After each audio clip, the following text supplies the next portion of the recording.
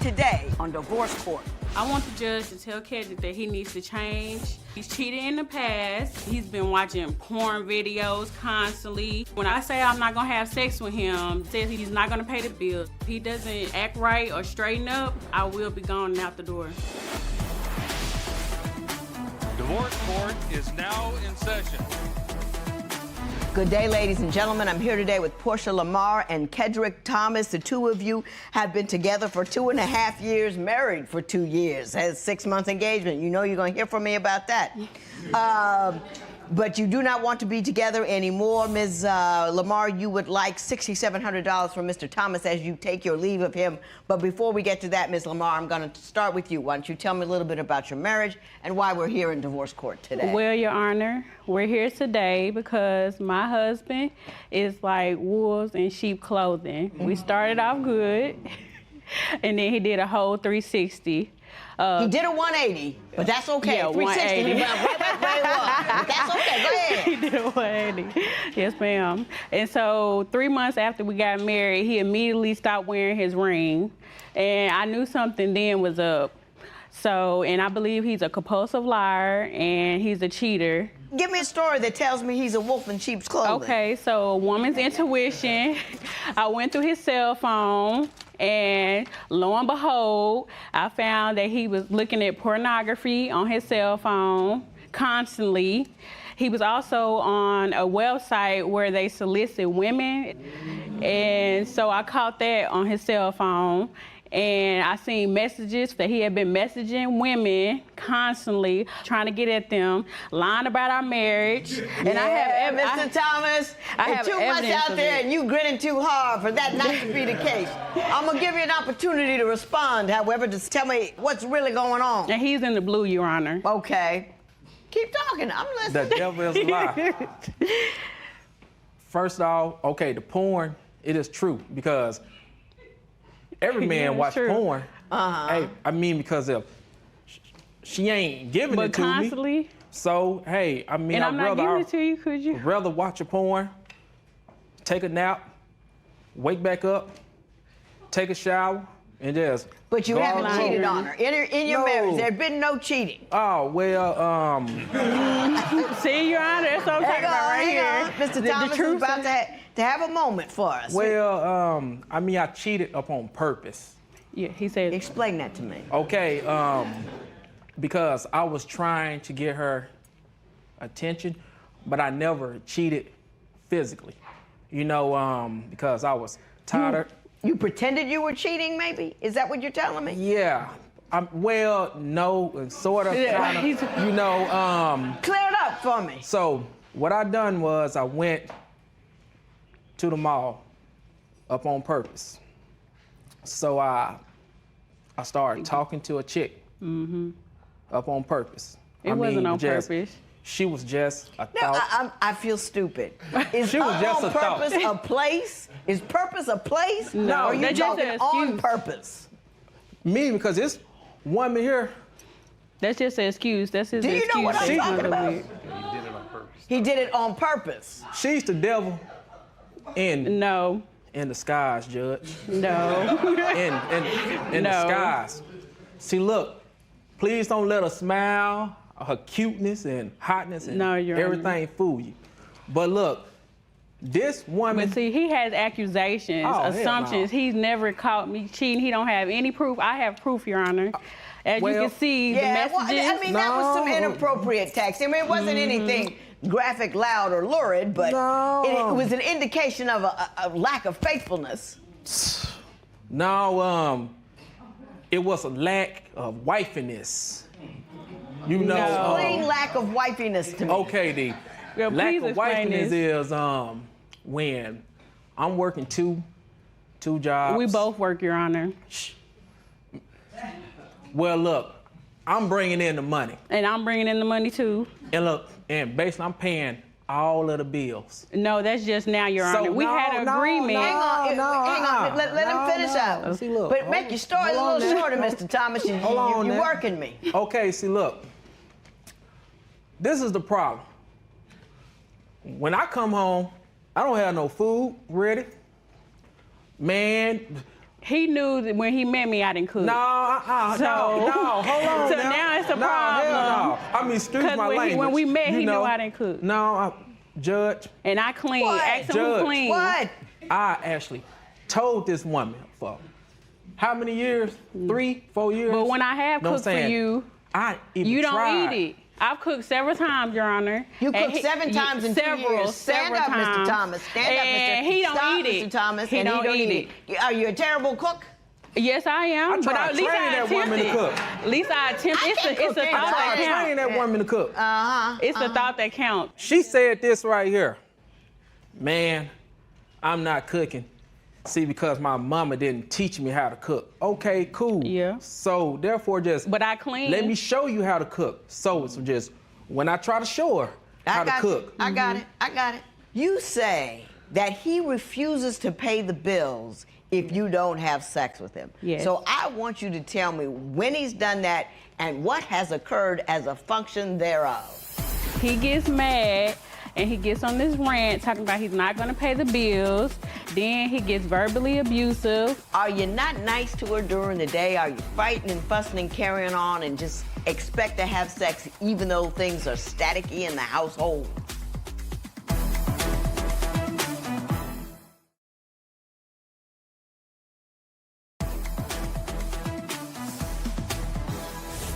So, Ms. Lamar, tell me what your problem is at home about him paying the bills. Your Honor, if I don't give this man sex, he gets mad and he gets on this rant talking about he's not going to pay the bills, he's not going to contribute or do anything. Then he gets verbally abusive and he gets to calling me out my name. He calls me hoes, fat, and sometimes in front of my daughter, and I tell him I don't appreciate that. Now, why do you refuse to have sex with him? Is there a reason for it? Yes, because every time he comes at me, accusations about cheating, or if he comes home and he's strike that woman down. Will you please right now for lying. do not interrupt again? Go ahead. And so when we get mad at each other, I don't feel like having sex. And then one minute he'll be good and the next minute he'll be bad. So when he's acting out, I don't feel like having sex, and he comes at me with all this sweet talk and stuff like that. Just trying to make it right. Just trying to make me give him sex. Mr. Thomas, do you hear what she's talking about? I mean, no, hold on. You don't listen, because you always start talking before the other person stops. So I know you're not listening. So I want you to shh. Are you not nice to her during the day? Are you fighting and fussing and carrying on and just expect to have sex even though things are staticky in the household? It's not true. See, because now the point, I do get mad. Yes, you do. Because I give this woman $500 a week and still When? pay. Oh, When do you give me $500? I don't have the proof. That's a lie, Your Honor. Oh, so I never. You have before, but you don't give me $500 a week. So I never gave you $500. Let's not argue about it. But, No, she's saying you don't do it every week. You seem to be claiming that you do. I spend money on this woman. No, he doesn't, Your Honor. He's stingy, selfish. And he knows it. That's why he's laughing. Well, give me an example of him being stingy or selfish. He believes in his mind that his money is his money, even though we're married, Your Honor. I don't know anything about his bank account, and we have separate bank accounts. He spends money on himself. I have a bank account. And he gives us money when it's convenient for him. And he complains about me getting my hair done, but I get my hair done every 2 months. But I feel like I don't think nothing's wrong with me getting my hair done and treating myself every now and then, me and my daughter. And he complains about that. But he doesn't give me money. That's out of my hard-earned money, what I work for. He doesn't give me money. Do you contribute equally to the bills, or does he have a better... My sense is that he has a better paying job. He works a really good job, and he's the primary breadwinner. Now he is, Your Honor. At the beginning, I was for a year and a half. He was going from job to job, temp services to temp services. And so I was holding down the bills. I was paying majority of the bills then. So now that he does make more money, we've made an agreement that now that he would take over, but he doesn't. He doesn't like paying the bills, and now he complains all the time about paying the bills. Okay, Mr. Thomas, so let's just get the facts straight. When you first got married, was she the primary breadwinner for a while? Hell no. Yes. You must forget, he was living with me, Your Honor. When I first met this woman, I started paying bills. I'm talking about the very first time I got your number. Did I? Did You I helped not? out, yeah, you No, helped out. I was paying But you rent. were staying in my household, you must forget. I wasn't even staying there at first. At first, and then 2 weeks later, you were staying there. Get your lie straight. I mean, man, look, man, I'm this not lady, lying, you lying. man, see if y'all believe this lady here. Leave Yes. Joe alone. Leave Joe alone. No, man, I'm just. No, we're gonna leave Joe alone. Man, look, man, this lady, I mean, man, the only thing I asked for this woman. Put that finger down. Exactly. See, this is Put the finger down. I'm tired of seeing you Your finger. Listen, and this is what I have to deal with. you say you've had 3 miscarriages due to stress. I want you to explain to me the circumstances under which that happened. Tell me about the 3 miscarriages you had as a function of stress. So all the miscarriages because he was verbally abusive. And then this last miscarriage was a few months ago. He said that he wished that I didn't have the child and that I had a miscarriage. Mr. Thomas, were you a good, comforting husband and potential father to your wife when she was pregnant? What would you do if your partner refused to have sex with you? Tell us what you think at facebook.com/divorce court. Divorce Court will be right back.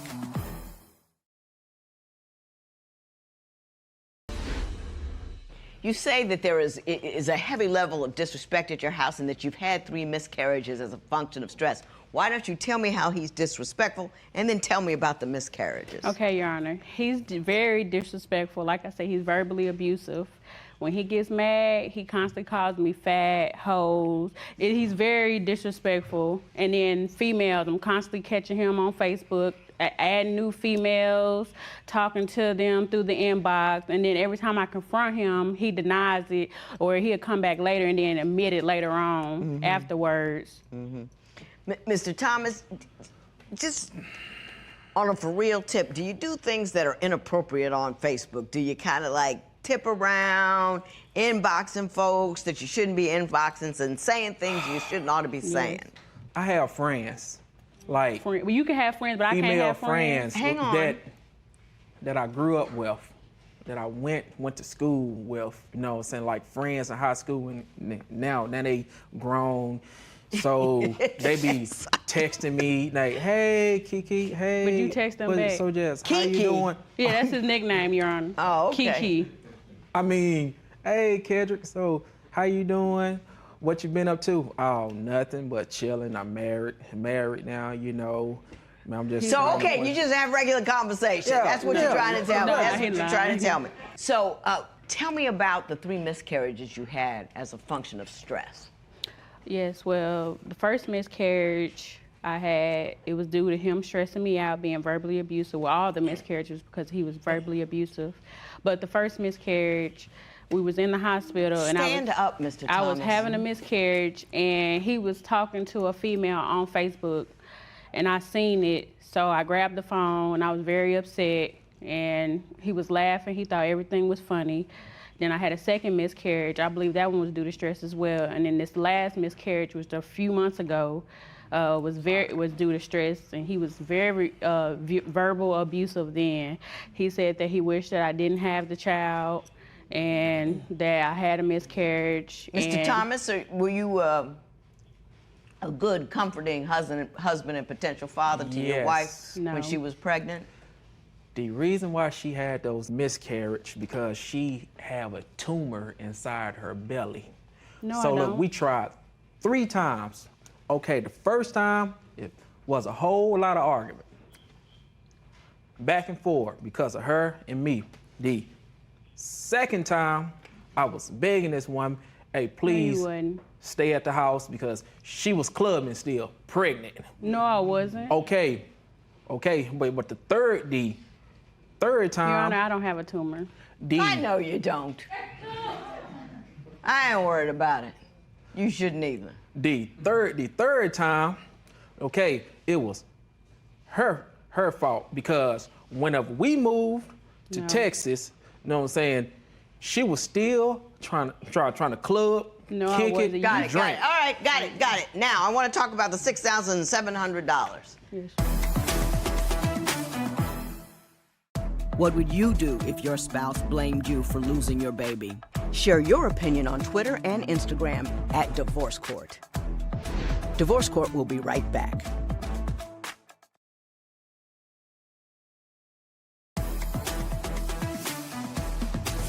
So, Ms. Lamar, you want $6,700 from this man, $4,000 to pay off a truck that you say is in your name, and $2,700 for both set of wedding rings that you say he promised to pay for. Yes. Explain that to me briefly. As far as the truck, we agreed that he would pay the notes on it. He put down the down payment, but he agreed that he would pay the notes because I agreed that I would put it in my name because his credit wasn't good enough.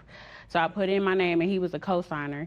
He agreed on that, and he made the first few payments, but then he stopped paying it, and it got repoed. And so now that's on my credit. And then the wedding rings, he agreed that he would pay that as well. He got that from me and made it sound like I said wolves in sheep clothing. Made it sound like he was gonna pay the ring, and I put that in my name as well because it's his credit, and I have proof of that as well. And he paid the first couple payments, and then he stopped paying that as well, so that's on my credit as well. Show me your credit. Show me the bill. Show me something. Oh, show Your me your Honor, receipt. I didn't show bring. me what you signed. I didn't bring that, Your Honor. Please. I didn't I bring want to that. give you some money. I know. Oh no. Good Lord. I wasn't thinking. I about can't that. give you any money if I don't, just based on your words. So whatever you say or whatever you don't say, it doesn't matter because she doesn't have any proof to show me. They were very nice rings, however. Let me say this. First of all, I'm so sorry about those miscarriages. And I know that it's such a tremendous loss that you feel. I mean, not even just emotionally, but hormonally, everything is going out of whack. And oftentimes you don't get the care and concern from your partner that you're entitled to, and I'm sorry about that because clearly he ain't that cat. So I want you to know how I feel. I want you to know I believed everything you told me. I want you to know that I know who you are and I peep exactly who he is. That's why I'm talking to you. Ain't bothered with him. You go on and be a happy person. You shouldn't live that kind of life.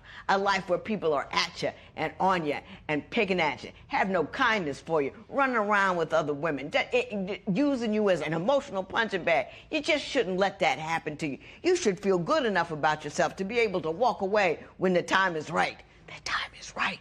So, just feel good about yourself. You don't need to be unhappy all of the time. And being with somebody and being unhappy all the time is far worse than being alone and find yourself feeling good about yourself in whatever circumstance you're in. You understand what I'm saying? I didn't see anything positive from this side of the room. Nothing at all. It was so nothing, I don't even need to address it. You know what I'm saying? He didn't tell the truth in here. He didn't talk about what he wanted to talk about. He didn't even admit to the things that he admitted to in here. So, you got a whole handful of nothing.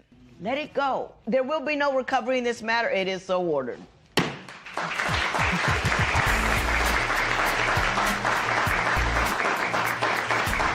Deep down in my heart, I'm a really soft person.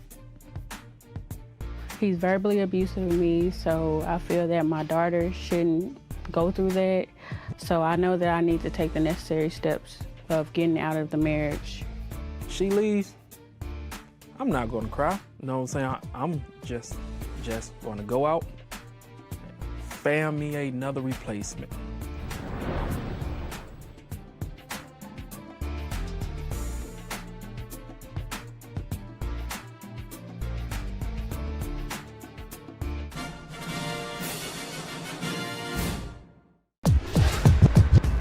Judge, today's case, love him or leave him. This couple is caught in that crazy cycle. He cheats, she keeps, he repeats, she still keeps. And then they wonder why things don't change. Let's see if we can't get them out of it. Court is now in session. The Honorable Judge Lynn Toler presiding. Good day, ladies and gentlemen. I'm here today with Elizabeth Laws and Ivan Laney. The two of you have been together for 7 years, engaged for 5. You have one child together because you adopted her youngest, Ms. Laws. You are bringing Mr. Laney here for $3,000 for the value of a motor on your 2007 white convertible Mustang that you say he destroyed. We're going to talk about that a little later, but first I'm going to talk to you. Tell me a little bit about your relationship and why we're here today. Well, Your Honor, we got some serious problems in our relationship. Okay. Yeah, the cheating is nonstop. We've been together for 7 years. He's probably been with at least 20 women that I know of since we've been together. To start off with, the beginning of our relationship, I bought him a truck. Because At the beginning of our relationship, Yeah. I bought him a truck. we was about 6 months into our relationship. He moved in with me quick. It was quick. And his truck tore up, so I bought him one. Well, I had an SUV, and I went to the car wash. He was driving it before that.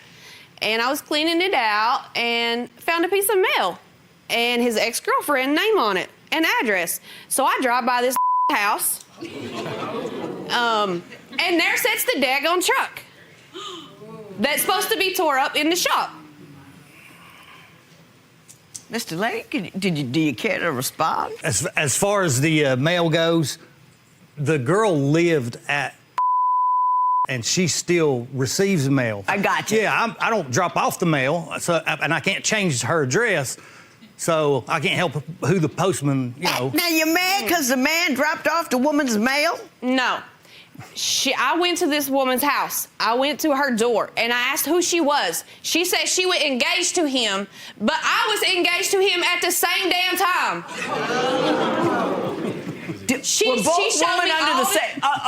Were both women under the impression that they were both engaged to you? Yes. No, not at all. The girl, the house that I went to, she had the phone, and she gave it to me. She didn't know nothing about me. I know nothing about her. And she has text messages from that day.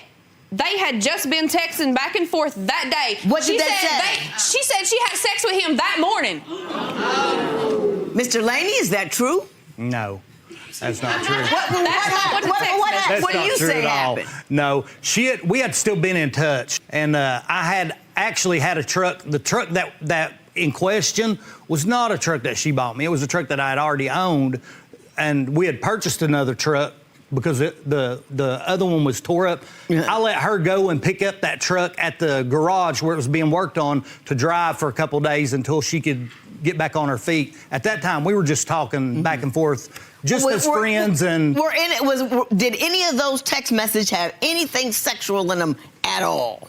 Of course they did. Yes, they did. To be honest, they probably did. I mean, I did end up having. He a hoe. I ended up having, a short, sort of, I guess, affair with her. You kind of relapsed into the old woman. Yeah, she's, making promises and saying things, I can do better and all this, and I fell for it, I'm 46 years old. I've never been married, don't have any kids, so I moved into a situation where... He fell for it several times. There's 4 kids in my house now that I'm having to, to deal with, and it's a lot. Yeah, it's a lot, and somebody's there talking to you, comforting you, and the same. I did the same thing twice. Actually, so you relapsed twice with the ex? No, not the ex. The ex I relapsed with once. But you moved on to another one. Well, and another. Yeah. Then later on, there was another girl who basically had been a friend, for a while, and then basically, started comforting me and telling me that she was, how hard I was having it and whole 9 yards, and it ended up going too far. And I have cheated on her. Comfort of other women. That's never good to talk about one woman with another woman because you never know when she's just out fishing for pain. She finds a little bit. I've learned that. Yeah, I've learned that now. Now, Ms. Laws, I understand we have your sister, Holly Davis, on the phone. Ms. Davis? Hello. How are you?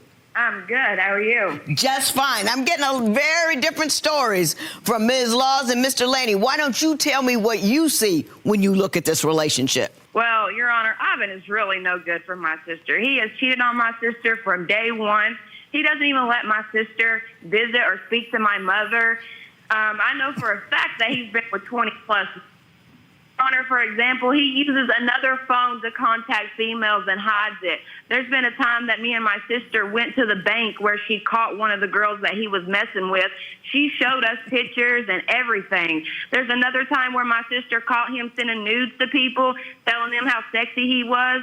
My sister and I have seen all the messages that he sent to other females talking about, you know, I'll buy you this and that, and how much he loves them and everything. He even made a fake profile for a dating site to hook up with other females, Your Honor. Never, never. Now, Mr. Laney, Ms. Davis has a lot of details. Do you care to disabuse me of any of those notions? Miss Davis is a compulsive liar and a troublemaker, and she has no idea what goes on in our relationship. So what about the woman at the bank? The woman at the bank, that's the second woman. That's the second yeah, cheat. that's the second woman, which is the only two. Yeah. And, but each one, but was it multiple times with each woman? Yeah, it was. I'm not gonna tell a lie. I'm telling you the truth. So how many times did you? How many different women did you cheat on her with? 2. Yeah, 2. Well, thank you so much, Miss Davis. I appreciate that. Now, Ms. Laws, I don't want you to name no names. I don't want you to name any activities. But, you know, everybody got family that ain't quite right. Right. Do you have some family that ain't quite right?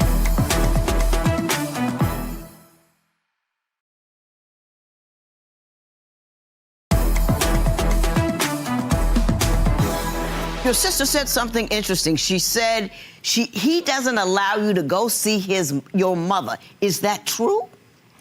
I am on a time limit, everything I do, pretty much. I mean, if I go to the grocery store too long, he calling. Mr. Laney, do you have her on a short leash? No, that's completely opposite. 100%. I actually encourage her to go and stay with her, even go and stay all night at her mom's house and the whole 9 yards. Why do you encourage her to do that? Well, just to, me with the kids, me stay there with the kids just to go visit her mom because we live a pretty good ways away. It's almost an hour drive. Right. So, and that's why her family don't come to see us. They don't come to our house either. I mean, they've got an open invitation all the time, just like her sister. We keep her sister's kid more than she does. So, literally. Is that true? Mr. Laney's sounding pretty credible over there. No. We have babysitted her daughter to play with my daughter because he won't let the one he adopted go anywhere. She's not allowed to stay overnight with my family at all. Mr. Laney, do you not allow the two of you's daughter to spend the night with her relatives? The other 3, the older ones, go off and do their thing with their dad. They all 4 have the same biological father. I adopted the smallest one. But the places that they go and the things that they do, the has taken the little one. When she leaves our driveway, she takes her and drops her off places and turns her phone off. We can't get in touch with her through So you're just not comfortable, you know where they are. This is every time, yeah. And they go places and they do things that I don't do and I don't allow in our house. And now, Ms. Laws, I don't want you to name no names. I don't want you to name any activities. But, you know, everybody got family that ain't quite right. Right. Do you have some family that ain't quite right? And is it true that leaving your children with them may be of some concern? Yes, I do. Does he have any assurance that the family that ain't quite right don't end up with the children when you let them go over to your family side of town? He don't have no problem sending my other 3 kids. Now, we've been talking about her complaints, Mr. Laney. What's your complaint with her?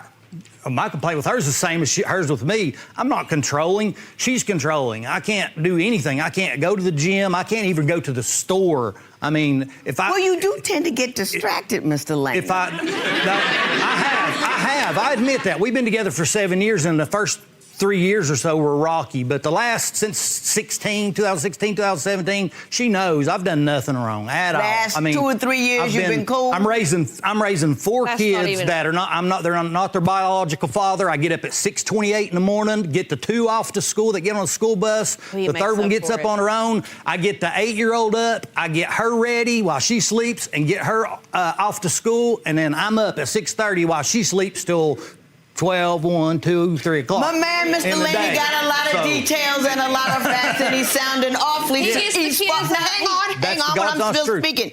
He sounds awfully sincere, and he has fessed up to his foolishness. I'm tending to believe him. You tell me something that's going to make me want to fuss at him. Because so far, I only want to fuss at you. The only good thing about our relationship is he helps me a little bit with the kids. He does get them up. But I have zero trust in him. Zero. She don't have zero trust in me, and I understand that. Does she continue to accuse you even though you haven't done anything? I get blistered.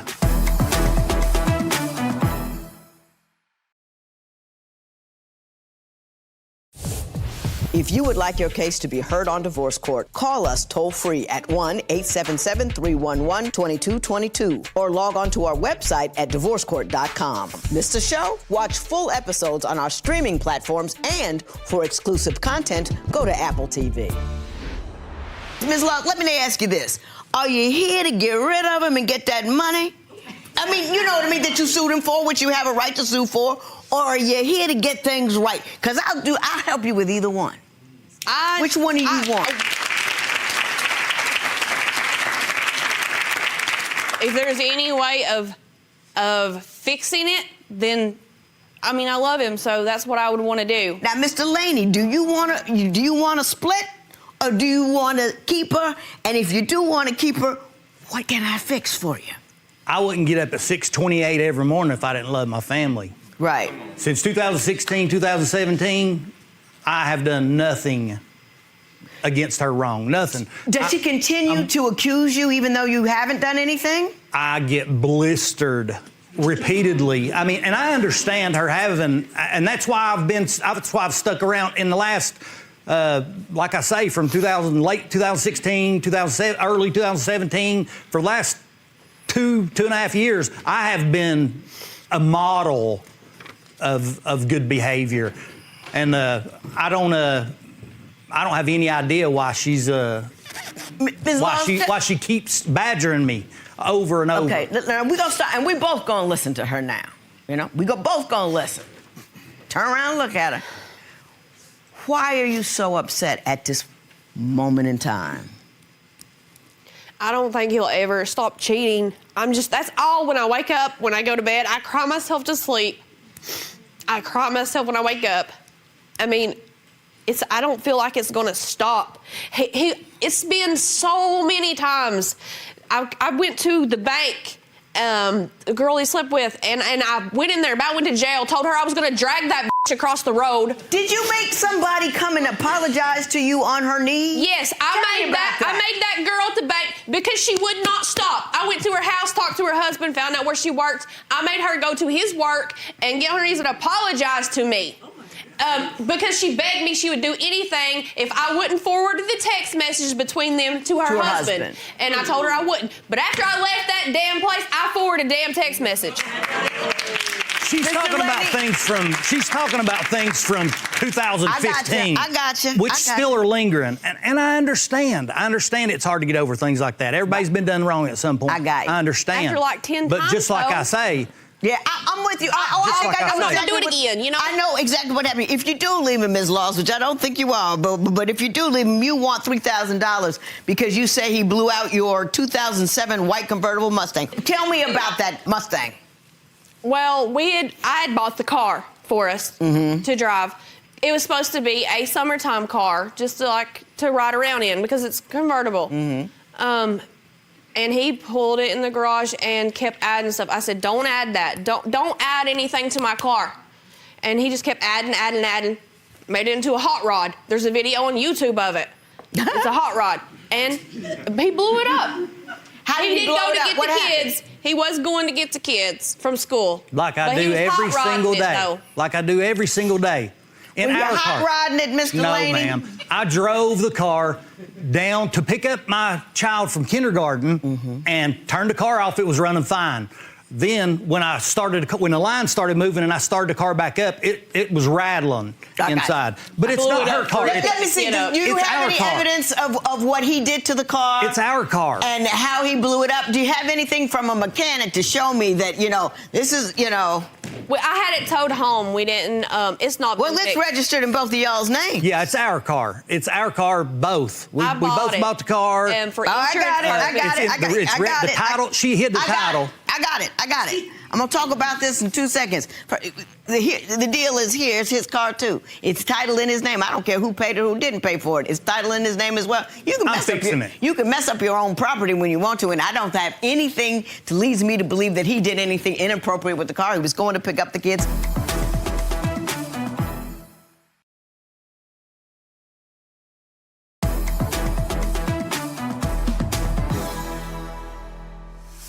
Ms. Laws, let me say this to you.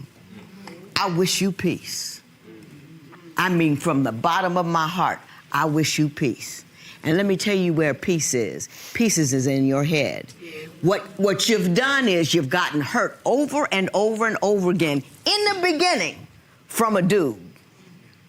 And what happens was your brain is now on this continuous, he's hurt me, he's cheating loop. The only thing worse than staying with a guy you don't trust and don't believe in and think is cheating on you is to stay with him, he acts right, and then you don't cash the check. It's like working all week long and say, I don't want to cash the check. Either leave him or love him. One of the two. Yeah. Not for him, but for you. Yeah. And I want you to have peace in your head. Don't relive what he's done if you're going to keep him. If you can't get over what he's done, kick him to the curb. But you're not going to kick him to the curb. So enjoy the new Mr. Laney that is. Mr. Laney, I can't go all the way and say good dude because you were doing some trifling stuff in the beginning. I was. Part of that is what I have. call the rough transition. People who break up don't break up. They kind of break up. Get back, break up, back. You move somebody in 6 months in, he's not all detangled from anything. No. Do you know what I'm Especially saying? with 4 kids That going does crazy. not make you right, Mr. No, Laney. it don't you make know me what I right. mean? It And was you just, got 4 kids overwhelming. and you can't get any peace. I married a man with 4 kids. Yeah. I know how it is. I had my own room in the house. Nobody could go in. But I didn't talk to another dude about how I felt about this dude that I picked knowing he had 4 kids. I'm a grown woman. I live with what I choose. Yeah. You need to be a grown man and live with what you choose. I agree. You understand what I'm telling you? I absolutely agree. I think he's 100%. done. I think he's through. Give yourself a chance. Don't give him a chance. Give yourself a chance to be happy. He can do anything he wants to his own property. He might have messed it up. It was an honest mistake. There will be no recovery in this matter. It is so ordered. Thank you. Do you think you can finally move on from the past and find peace of mind? I think it'll take some time, but eventually, yeah. I think that we can move on. Someday forget. I mean, it's not gonna go away instant, but. How do you feel about how things went down today? I think they went down okay. I mean, I've done things and I've owned up to them, and all I can do is not do them again.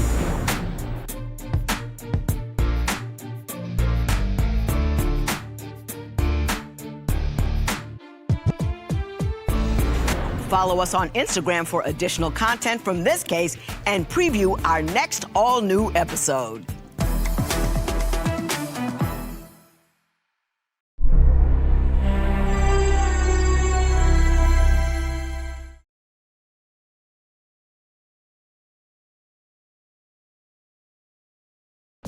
Today on Divorce Court. I need help saving my marriage. I don't feel like he shows me enough respect. She needs to listen to me more. I want to know that my husband's in it to win it. Divorce Court is now in session. Good day, ladies and gentlemen. I'm here today with Brittany Jones and Quentin Garrett. The two of you have been together for 4 years, married for 2. Mr. Garrett, you're 32. Ms. Jones, you're 28. Ms. Jones, you have 4 children from previous relationships, none with Mr. Garrett. Correct. I want you to tell me why we're here in divorce court today. You're looking for assistance to save this marriage. Tell me why it's in so much trouble. Well, he sent mixed signals from the start.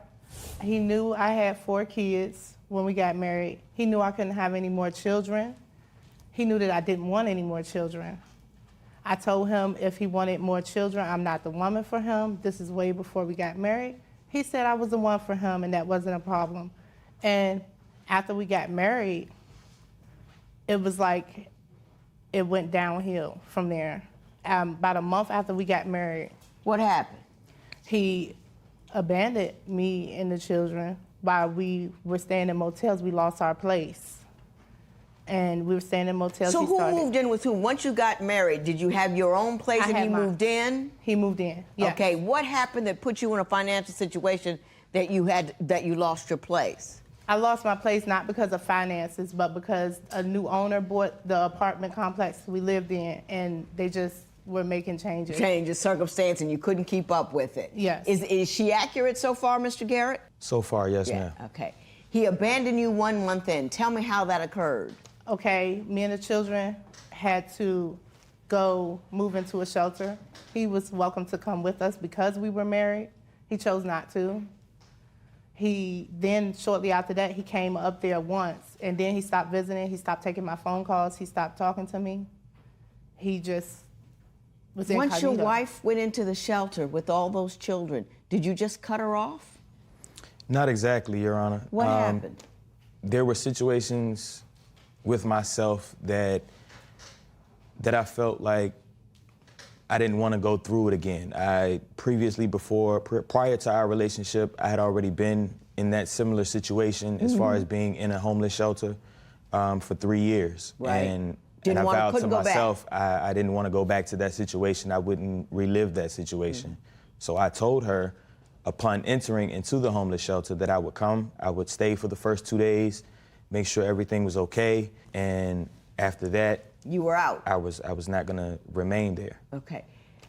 I can't co-sign on that, but I can understand it. My question to you is, once you left them there and you didn't have to stay there, why did you stop contact with them? You can take calls, you can bring them money, you can see them. Why didn't that happen?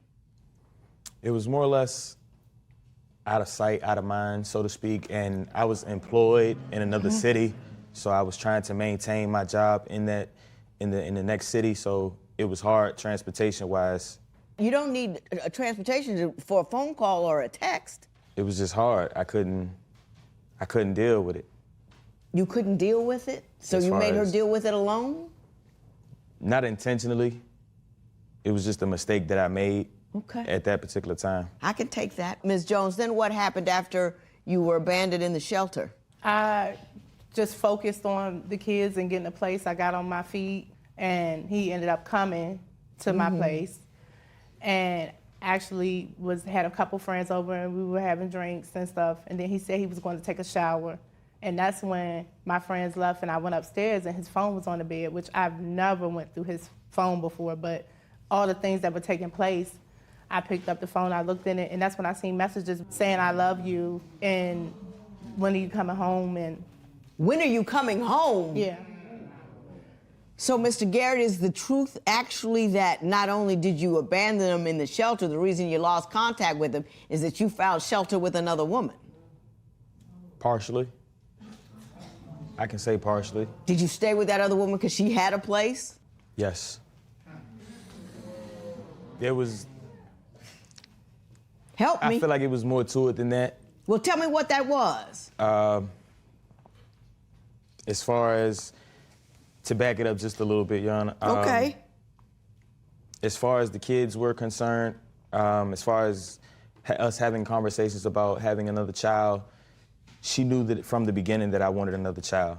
I had a prior situation with the child that I have outside before we were together, and that situation, I'm not as present in my son's life as much as I would like to be. So I wanted another child. So you're telling me 30 days into a marriage, after you already married a woman you knew who couldn't have children, You abandoned him, left him, and went with another woman because all of a sudden in those 30 days, the not having a child issue became paramount. It was so important to you that you abandoned her. Isn't it the case that you didn't want to stay in the shelter? It was her tough luck. You found another chick to put you up, and that's exactly what you did. Isn't that what happened?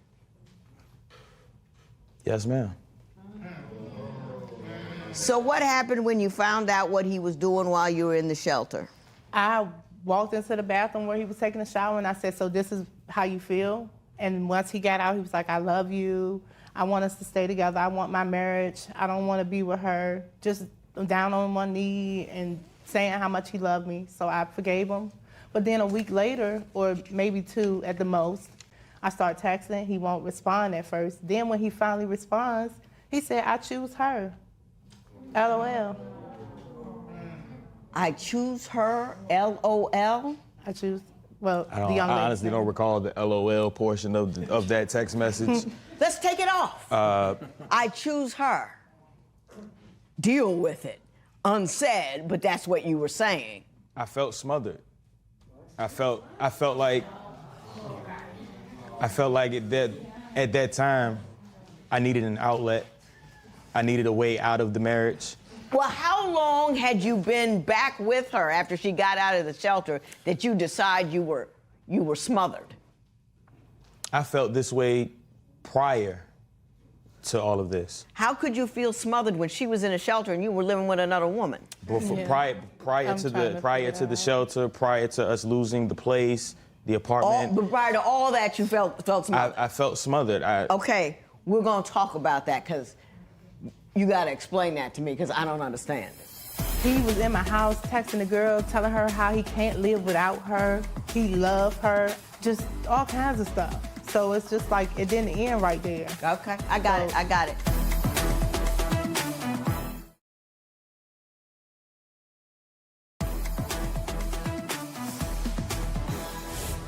So what I'm gathering from what you've been saying, that you felt smothered all along throughout the entire course of your relationship with Ms. Jones. Is that accurate?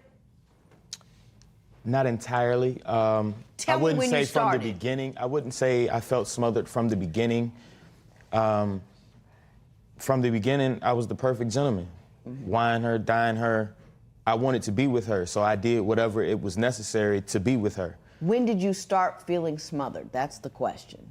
Maybe 6 to 8 months into our relationship. Well, you dated for 4 years, and you felt smothered 6 months in, and now you're telling me that you rode out smothered for two more years, then you got married for 2 more years, and it just so happens you got so smothered at the point where she could no longer give you shelter and some other chick could? This is what you're telling me?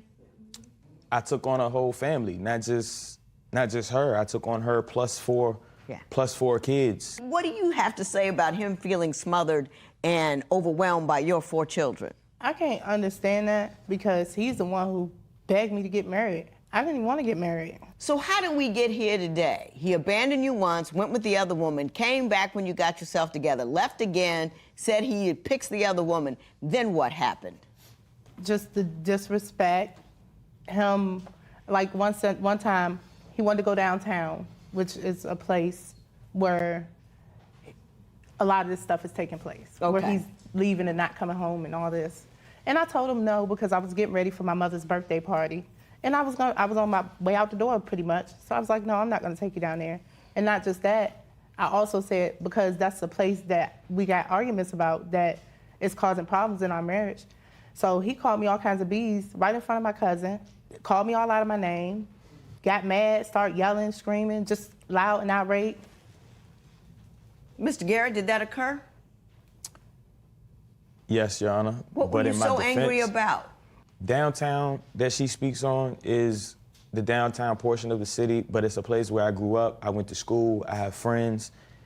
Downtown is also where the young lady who I had the affair with, she resides in that portion of the city. Yeah. And So whenever I say I'm going downtown to hang with the fellas, she assumes that at some point You're gonna see during that that woman. time, she feels that I'm going to initiate contact with this young lady or And I'm isn't going to that see pretty her. much what you've been And doing? he has. No.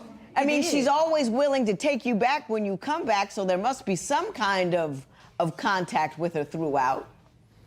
He would. With the young lady who I had the affair with? He No. was. Well, you left her twice for the True. lady. True. But So once the what- young lady found out that I was married, that relationship was cut off. Okay. No, it So you tell me what happened, Ms. Jones. It was not cut off. He was in my house texting the girl, telling her how he can't live without her. He loved her, just all kinds of stuff. So it's just like it didn't end right there. Okay, I got it. So, I know what was happening. He had you both. He had you both, and you were both tolerating one another, which you got to own a little bit. Yeah. Because you knew she was there, and she knew you were there, I knew he was and still you were seeing just her. trying to pull and this and that, and you were Yeah. playing one against another, and went wherever the circumstances were best at Yeah. that particular point in time. So I'm going to move off of that for a minute because we have established that clearly, and I want to talk a little bit about your finances and how that contributes to the instability in your marriage. See, she's handling all the bills and making sure there's a roof over your head and transportation and paying all that. Could you answer the mom request? Do you know what I'm saying? I do that It's a lot of the time. Just keep looking at her. A lot of the time, I do that. What would you do if your partner abandoned you and your kids? Tell us what you think at facebook.com/divorce court. Divorce Court will be right back.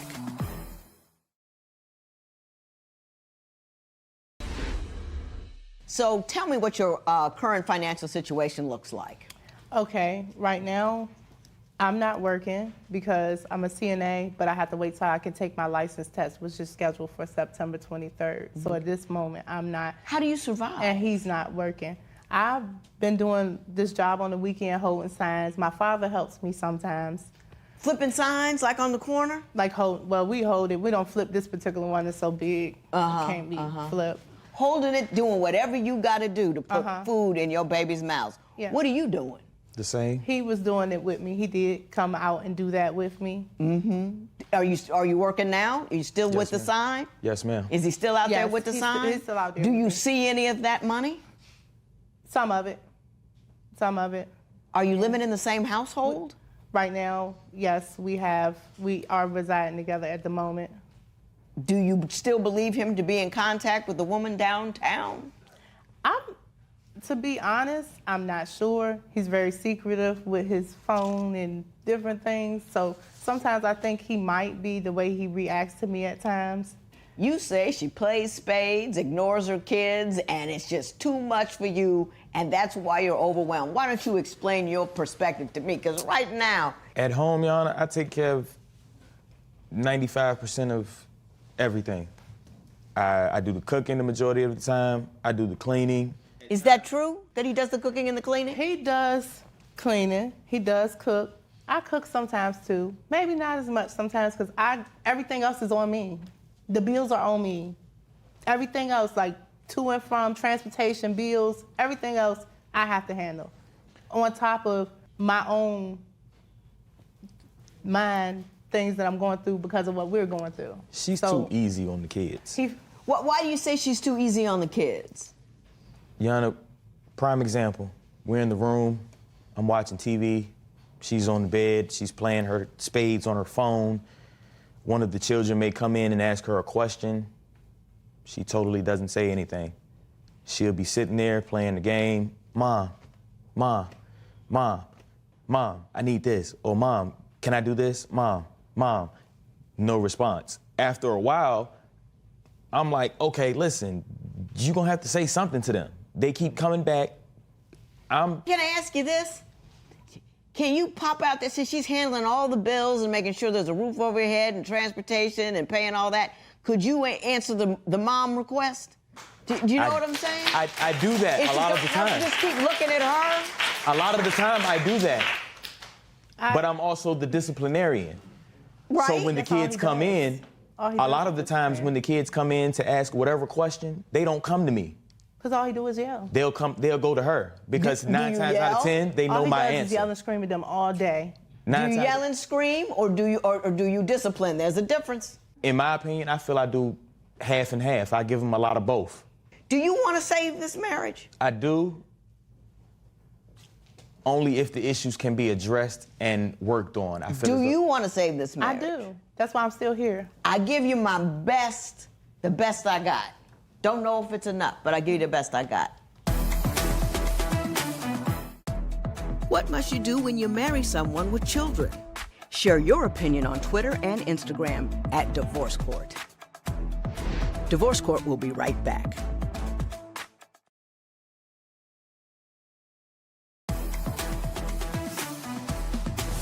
You guys are caught in that great morass of deprivation. You don't have money, you don't have backing, and you're borrowing from Peter to pay Paul, and you're living from pillar to post and can't quite make it all the time, and you're all under constant, unrelenting pressure. I want to tell you that I know that, and I feel that. That's why she goes into the game of spades, because she's busy feeding those mouths, and at some point she needs some peace, because she's got a man who's playing one chick against her, going to her house back. So if she's ever homeless again, she knows you're out the door in that other chick's house. That's who you are. That's what you do. She can't count on you. So it's all on herself. So when she can get time for a breather, she gets on that game of spades. And then you over there come in there bigfooting in her house with her kids, screaming and hollering. You just an occupying force. You are not love. You are not support. They say mom, mom, mom because they know they call your name, that you won't answer. Now listen, they're not your kids. I get that. But you married her. They came with her. You should have been ready to take on that responsibility. If you weren't, you should have stayed someplace else. No, it's all me. Now that I've finished my fuss, let me say this. Bless you for having your tubes tied. Never ever complain to her again about lack of children, because you can't tolerate no more. You can't bring no more. It would be a total ego move on your part that will implode this family completely, because if you get another kid and you get sick and tired of it, you're going to leave that kid with her and walk off. So you don't deserve any more. That's no, because it's ego for you now, because you guys are barely treading water. If you really want to save this marriage, you have to show up for a grown man. I don't think he has it in him. Tell you the truth. I think there's too many opportunities for him to do the wrong thing, and that he's going to do that. What I would do if I were you, keep on that CNA track. Don't worry about him. And next time he bounces, you make sure he stays gone. You don't need that kind of drama. You need to be secure in yourself. Be cool as long as he's cool, and make him show up. Never make his romantic life part of your drama. Forget him if he's not going to act right. Make him act right, make him do right, or bounce him to the curb. Do you understand that? Bounce. I'm mad, and this matter is adjourned.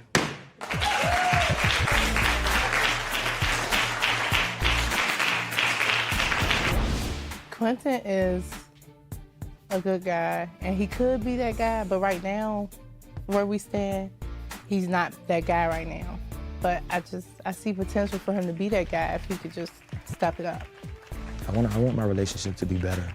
I know I can be a better man, a better father, a better husband, and I want to be. And I want to make those necessary steps to be that husband that my wife wants me to be, or that she needs me to be.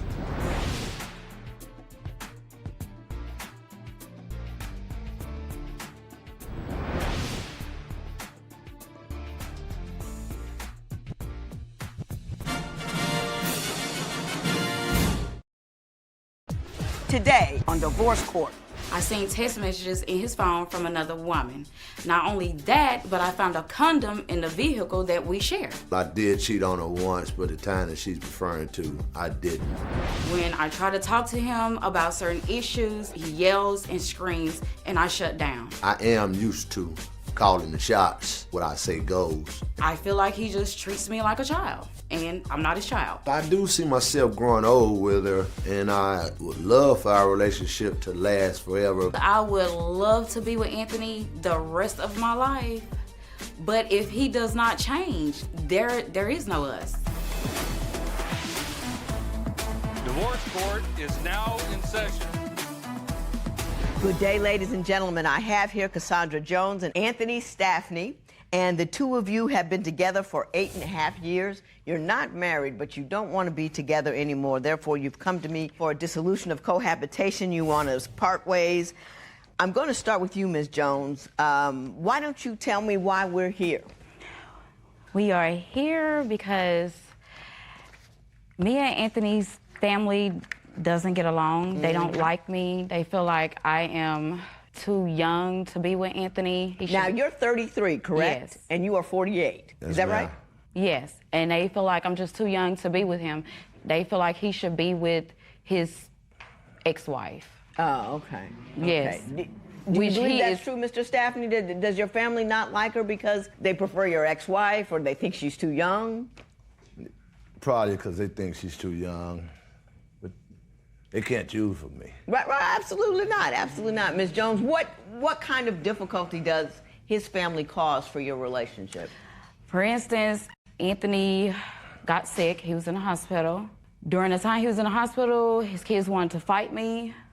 And I didn't even understand why, because I'm there at his bedside. I didn't leave him. I was there. Did they come up to the hospital? Yeah, they came to the hospital. I exchanged words with one of the family members. About what? Me not being there for Anthony. And I didn't understand what more I could do. He's laying in the hospital. I'm there every day, but I guess it just wasn't good enough. Yeah, he was in the hospital. Mr. Staffney, do you understand the nature of the disagreement that she had with your family when you were in the hospital? I guess one of them wanted to come, you know, I got like 3 or 4 kids' mother. And, you know, one of them wanted to come back there, and she was back there. It got messy. Yeah. Basically. It just got messy. Got out of hand. And this is actually the second time he was in the hospital. The incident I'm talking about was the first time. The second time he was in the hospital with that picture, he told me to put the picture on Facebook. After I placed the picture on Facebook, I got all types of messages talking about me on Facebook. Did you tell her to put the picture on Facebook? Yeah, he told me to put the picture on Facebook. They went to talking about me. I'm just wondering, I mean, you know, not right. Just wondering why. You know, we live in Mississippi, and we was in Indiana at that time. And I just told her to put it on there, you know. I really was going for a checkup, you know. I wasn't hurt bad, but I just told her to put it on there, and it started a lot of commotion. What happened was... Ms. Jones, what? Did you write this? Yes, I was defending myself. Look what they said about me. Joe, you're not even old enough to read this. No, Thank you. But, Your Honor... No. You posted this on Facebook. Yes, but only after they had... To his family? Yes, to his family. I was defending myself because he asked me to place the picture on Facebook. I placed the picture on Facebook trying to alert the family that he was in a hospital because that's what he wanted to do. Okay, I did not expect for them... So what does that have to do with this man on my page? I do what the... F this, and I ride that, Your and Honor, all of that sexual stuff. No, why is that necessary? No, because you have to read the other page. You're reading what I said to them. There's nothing that supports this. No. There's nothing that supports that. They call me all types of. They call me hoes. They call me bees. You know, you sound like a hoe, right here. You talking about all the sexual things you do to him, to his family? That's hoe-like behavior. Well, that's how they called me a hoe on Facebook. That doesn't mean act like one. That's just the nastiest stuff I've ever read. Well, I felt like I was defending myself. And put it in public. You don't defend yourself. Well, look what his family said about me. I don't care. So it's okay for them to down me on Facebook, talk about me and my family. You don't let anybody else define your character for you. I'm not going to go, just because somebody else goes low doesn't mean I go low. There's certain things I just don't do. Okay, what about him?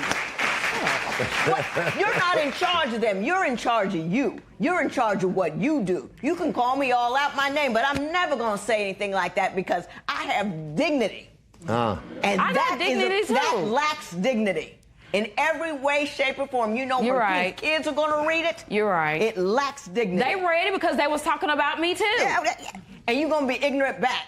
I shouldn't have been, but I was caught up in the moment. Oh, my God.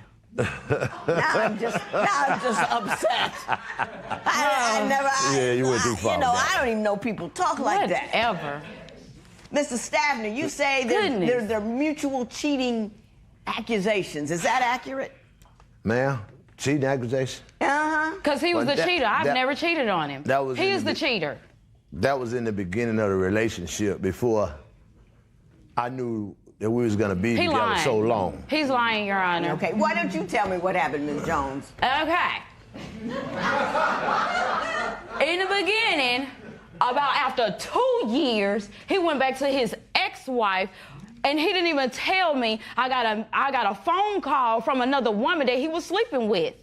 She called me and told me he left me and went back to his ex-wife. Mr. Staffner, were you running them 3 deep like that? He was. Well, he was. Like I said, that was before. That was After the beginning 2 years, of the we was relationship. living together. Relationship. Yes, you ma'am. think she should be over it by now? Well, you know, I'm not doing it anymore now. He's not telling the truth. Well, Once will you again, tell me the truth? Second time he go to Mississippi for Mother's Day to visit his family. He come back home. Okay, I go through his phone like I always do. Been doing it forever. I find text messages in his phone from this woman. Him texting her, "Good morning, beautiful. Happy Mother's Day, beautiful." Not only that, go out to the vehicle that me and him share. Look in the glove box. There's condoms. They're not mine. They're not ours. Mr. Staffney, do you have a reply or a retort to that? Well, like I told her, it was some His cousins. Some And new then he told condoms us had her. came out where they change color if you have disease. So what is he doing with him, Your Honor? Okay, and so my what are you cousin- doing with it? Yeah. Yo, what? And my cousin gave them to me, and I just put them in the chair. Okay, yeah. I can't believe I do this for a living. Me either. Yeah. Well, now we're going to move on past that, and we're going to talk about. So he get a pass on cheating.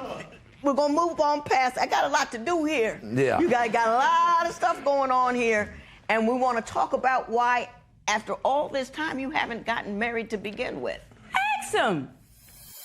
Are you still married to another woman? Yes. I would think that I'm not, because I haven't. Your Honor. He is. You know, I haven't been with her in 12 years, so. It just doesn't wear itself out. Right. You know what I'm That's what I saying? told It's not him. like an engine that runs out of gas.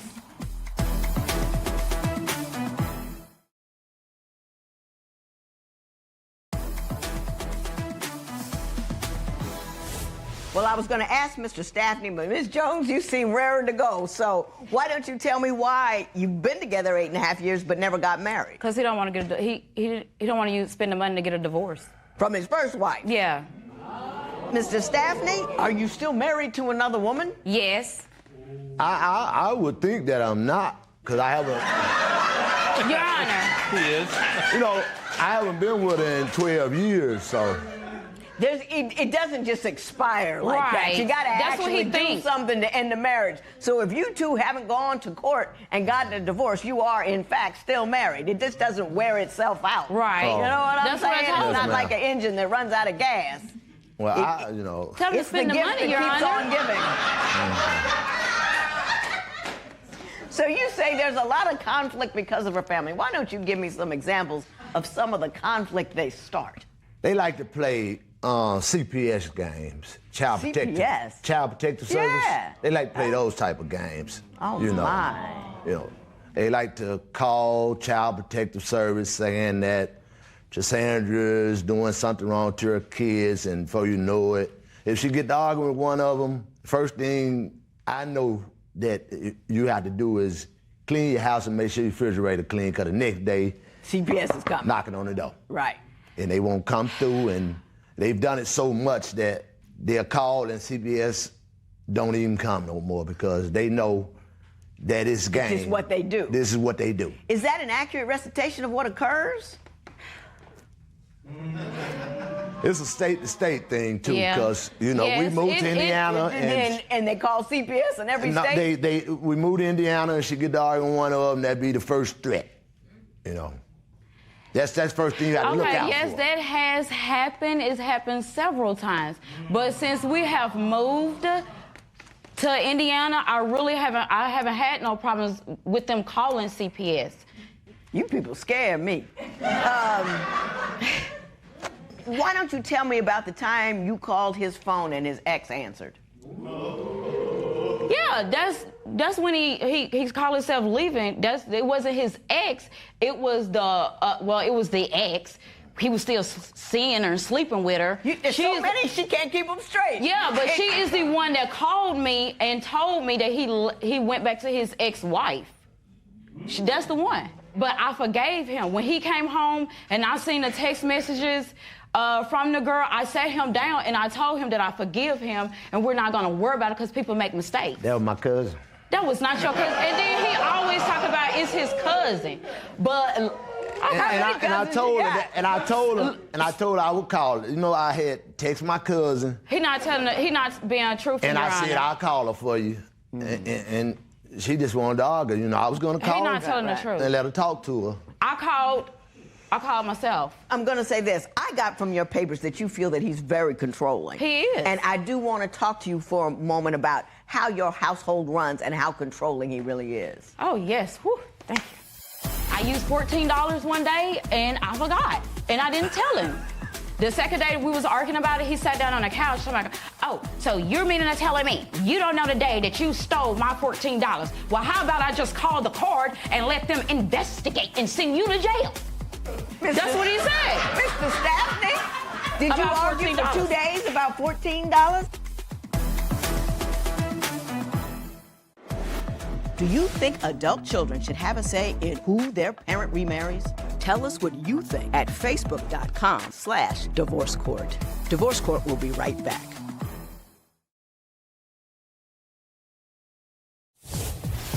If you would like your case to be heard on Divorce Court, call us toll-free at 1-877-311-2222 or log on to our website at divorcecourt.com.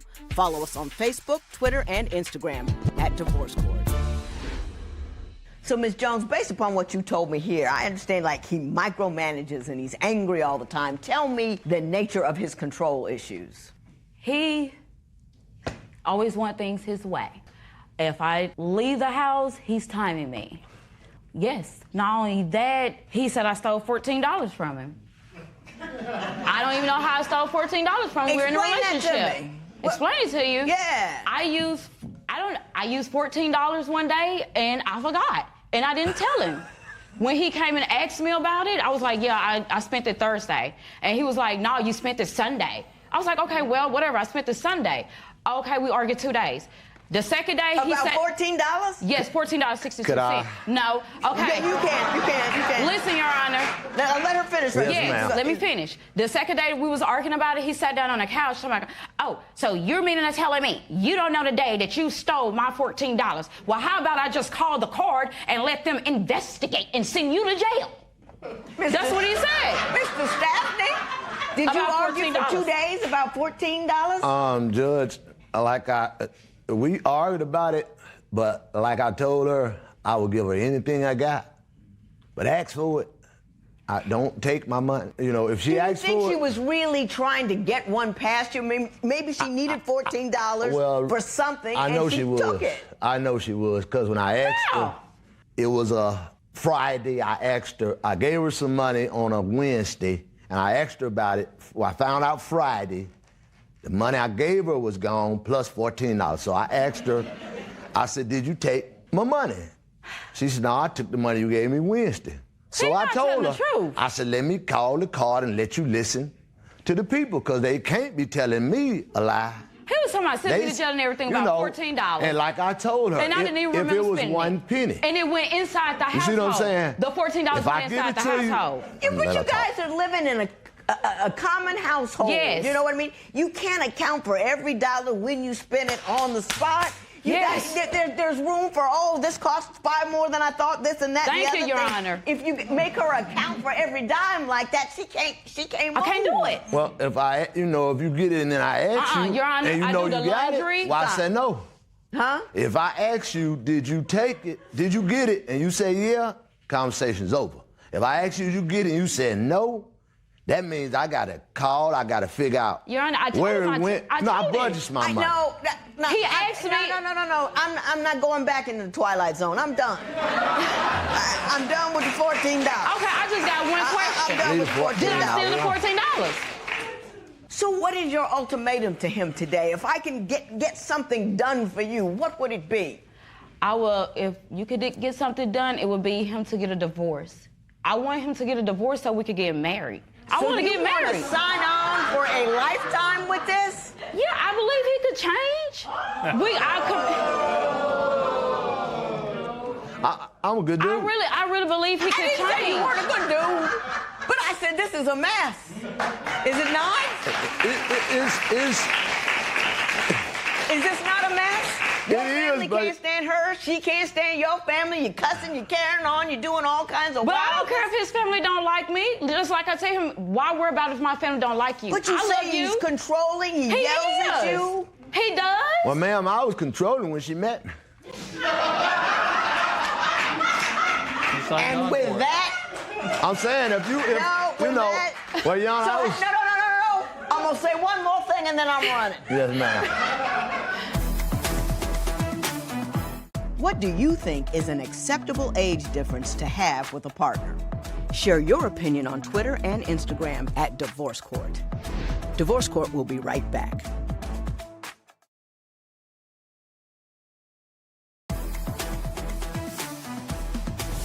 See, I got my papers together here so we can make a fast break. All right? I'll meet you at the Make door. a fast break. I'm gonna ask Mr. Staffney something. Would you consider getting a divorce? Yes, ma'am. I want to get a divorce. You know, I've tried, but I like he's stuttering. I've put in effort to get a divorce one time before. Once before. When I had the money, I put in effort to get it, and I'm gonna get one. I don't believe you, but that's okay. Me neither. You know, you've had 8.5 years. Mr. Staffney, you two are gonna stay together. Number one, because you've been together this long, and if you put up with that much, ain't nobody going nowhere. Number two, you love each other. Number three, I don't want you loose out in the community. where you can mix and mingle with the rest of us, because it's not safe. Oh my God. Stay cool. Don't post your life. Live your life. It's a whole big difference. Everybody can't comment on your business and know your business if you don't write your business on the wall. Just don't do it. And Mr. Staffney, I think you should lighten up a little bit. Let go of the $14. Don't worry about the dishes or whatever the small little things that she didn't get quite right. It's better for your heart. You already got heart trouble, right? Mm-hmm. If you stress every little thing that comes your way, your heart will just get up and just give out one day. You don't want that to happen, do you? No, ma'am. Lighten up. Be right. Be good. Be together. Be gone. This man is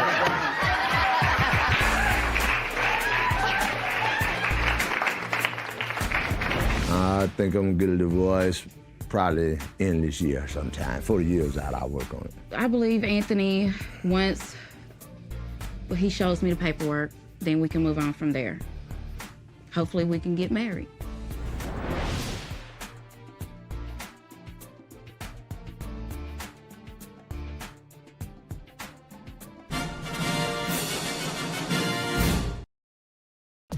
today on Divorce Court. There is no S in my career dreams.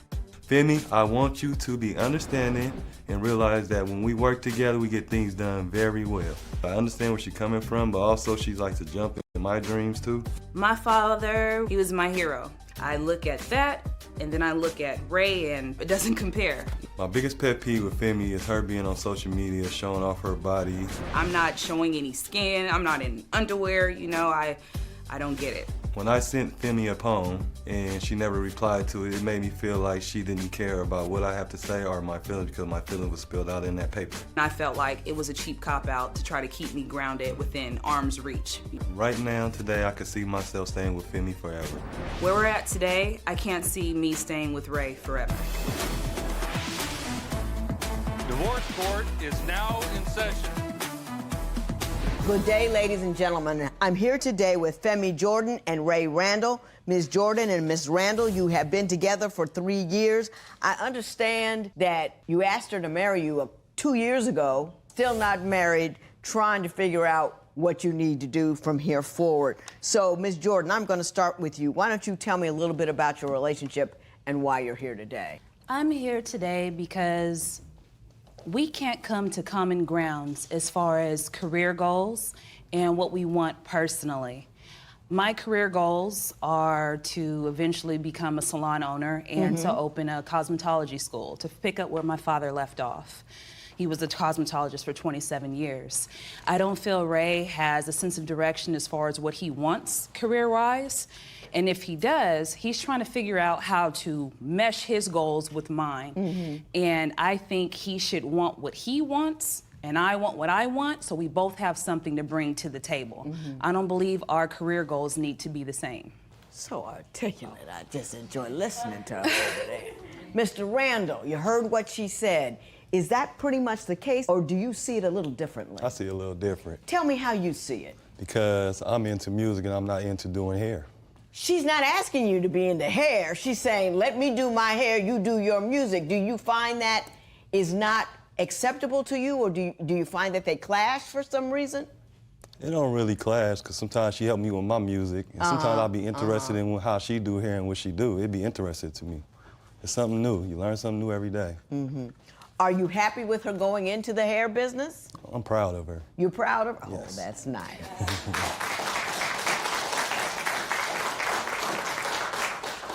I understand, however, though he is proud of you, he is somewhat concerned about pictures that you post as a part of what you contend is making your brand and your business. Why don't you explain that to me? I've taken a picture, I would say the beginning of this month.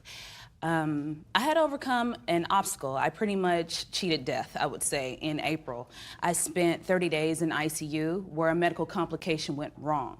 So going in for one procedure in the Bay Area, something went wrong there, and I ended up having 2 additional surgeries after that. I believe being a woman and beating the odds, you know, I needed to make sure I still have it, you know, regain my confidence and my self-esteem. So for the first time in a very long time, I went out with some friends and I took a picture in a dress I had had for a while. The medical condition I had, it caused a bulge. There was a tumor that had to be removed. So some of the clothes I couldn't really wear. Yeah, weren't quite right, yeah. Right, so I wore a long dress. It was about knee length, had sleeves, no cleavage, but he has an issue with me turning like this in my pictures. And that was a trigger for him. She don't Oh, turn there's like the that. picture. Right.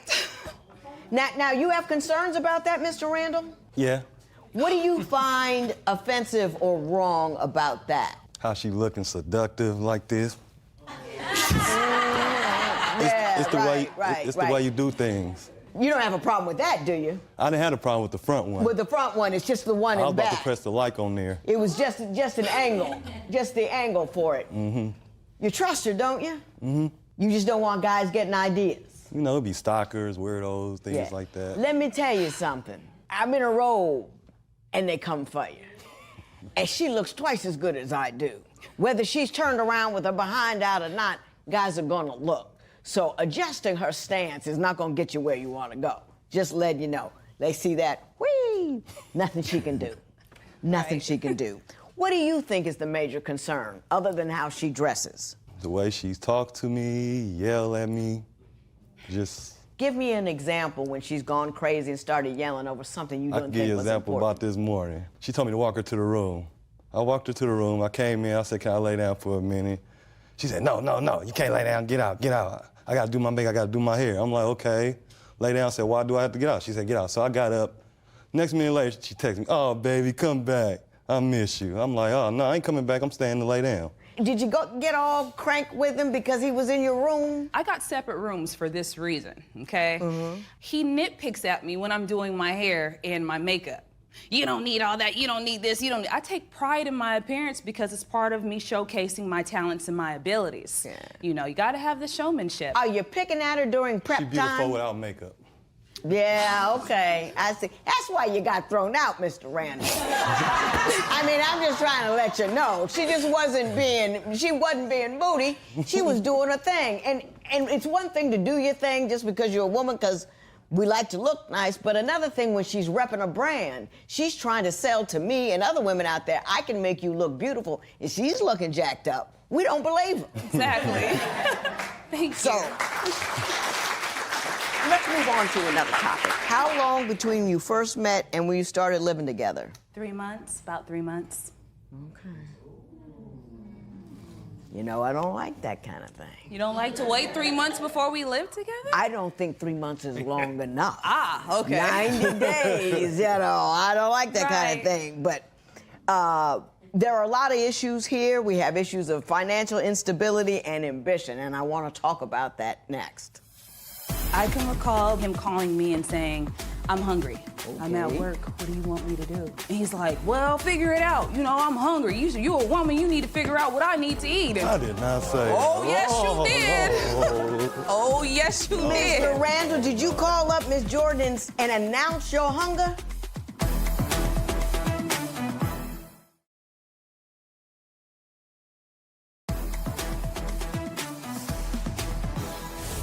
Ms. Jordan, you say he's immature, and as a function of that immaturity, finances aren't correct, and your situation just isn't right enough for you to get married. Explain that to me. Leading up to the 3 months, well, after the 3 months where we didn't live together, I had took a job offer in this in San Francisco, in the financial district.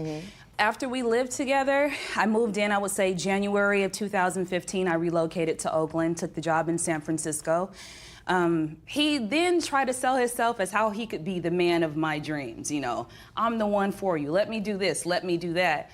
I would say by Valentine's Day, we set up a date. We made it official, you know, and we moved forward from there. However, his demeanor just completely changed. I kind of felt like once he got the ability to call me his woman, his girlfriend, that's when the irrational demands and requests started. Give me some examples of irrational demands and requests. I can recall being in San Francisco at my job and him calling me and saying, I'm hungry. And I'm like, okay. I'm at work. What do you want me to do? And he's like, well, figure it out. You know, I'm hungry. You're a woman. You need to figure out what I need to eat. And I did not say. Oh, yes, you did. Oh, yes, you did. Mr. Randall, did you call up Miss Jordan and announce your hunger? I did say I was hungry. I was just speaking out loud. Right. Did you expect her to do something about it? Tell the truth. No. You just said, I'm hungry. I just said I'm hungry. In passing. Other than any other instances that you can refer to right now of unreasonable demands? Because I think in part he's a jokester, and he doesn't mean half of what he says. I don't want you to be fooled by the image that's before us today. Okay. Yes. Ooh. Okay, he's putting one on for me. Yeah. Oh, yes. He definitely wears a few different hats, and when we're not here, it's something totally different. I believe that he likes to play the victim. He's not accountable for real life issues that I have with him. And I'm not one to badger. I like to come up with solutions to problems. Okay, I've been in workforce development. We need to find a new career path. Okay, well, let me check the demographics and see what's going on. What's your experience looking like? Let me put a resume together for you. I'm about to swoon. I really am. I'm about to swoon. You know, and I'm like, okay, well, let's work on your appearance. Let's work on your showmanship. When you go in, don't fold your hands. It's offsetting. Make sure you're not talking with your hands. Sit up straight. Stay away from loud cutters and patterns when you're interviewing, that type of thing. I'm always offering solutions. But if it's not his way, it's the highway. Like, he wants me to cut off what makes me original because he wants me to fit under his mold. I kind of feel like he's intimidated by my potential. Okay. And I'm not here to walk away or anything, but you need to get it together. Exactly. I want to turn to how he really feels about the male-female role, how he looks at it, and how that impacts how the two of you interact. Are you secure in her love? Do you got a little bit of can I keep her going back around in that head of yours? Somewhat, not too much. There's a whole lot of women over there. She's gorgeous, she's very ambitious, and you're wondering, can I keep her? Would you wear looser fitting clothes and less makeup if your partner requested? Tell us what you think at facebook.com/Divorce Court. Divorce Court will be right back.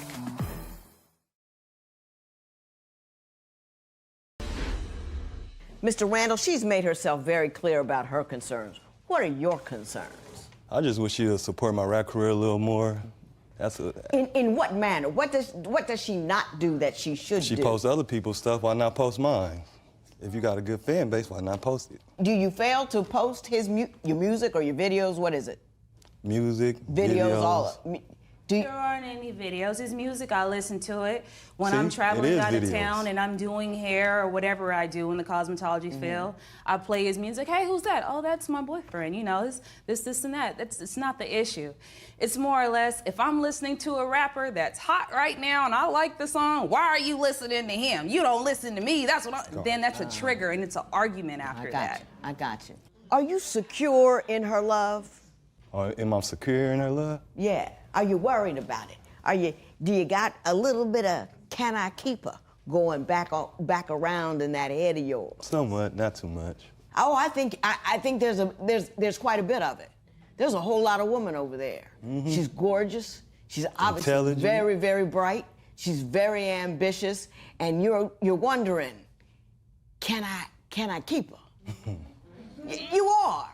And so every once in a while, the question, can I keep her, shows up in you need to do this and you need to do that because it makes you insecure.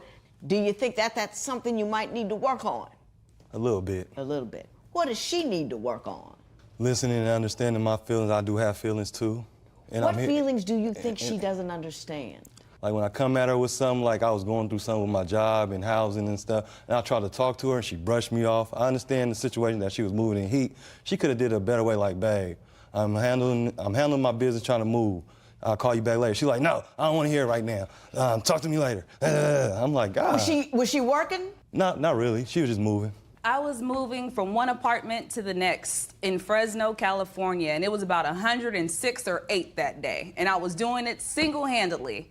His response was, well, you have headphones. You have $300 headphones. You can hear me. Put them on your ear. You don't hang up on me. And I'm like, I have heavy stuff in my hand and it's hot. I don't have nobody to talk to. She's my only woman. If I had a lot of women, I wouldn't. Mr. Randall, let me tell you something. Women are not appliances. You can't just turn us on when you want to, and that anytime you need to talk to us, we need to drop what we're doing and make you our main focus. My husband never calls me at work. House could be burning down. I'll call him. He said, yeah, everything's fine. Because I can't do anything about it. So he allows me to do my work. And he's not scared about it. Do you see what I'm saying? Like I said, it ain't what you say, it's how you say it. Which is why I was so short with them and quick to get off the phone. Like, I don't have time for this. I learned early on, only a fool will sit on the phone and listen to blatant, disrespectful statements and be badgered when there's a red button that allows you to end it all. It's mind over matter.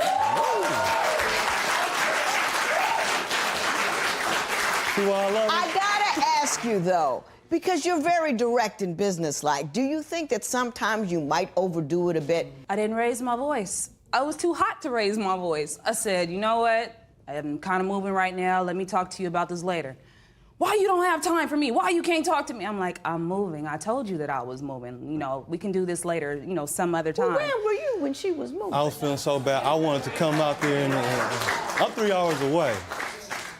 I'm 3 hours away. I have to get my car worked on, my tire.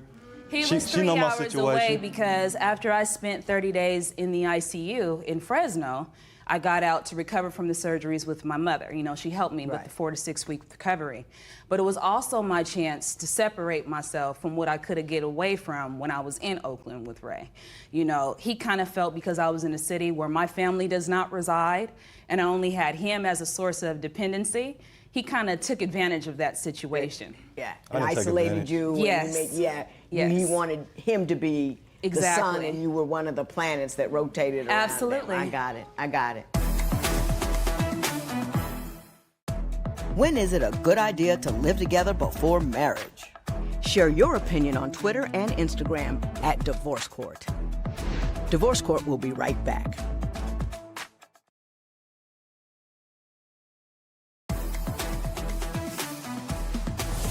If I had a daughter and somebody was going to say, you have a little template and a checklist of all the things you want in a daughter, I would hand them a picture of you.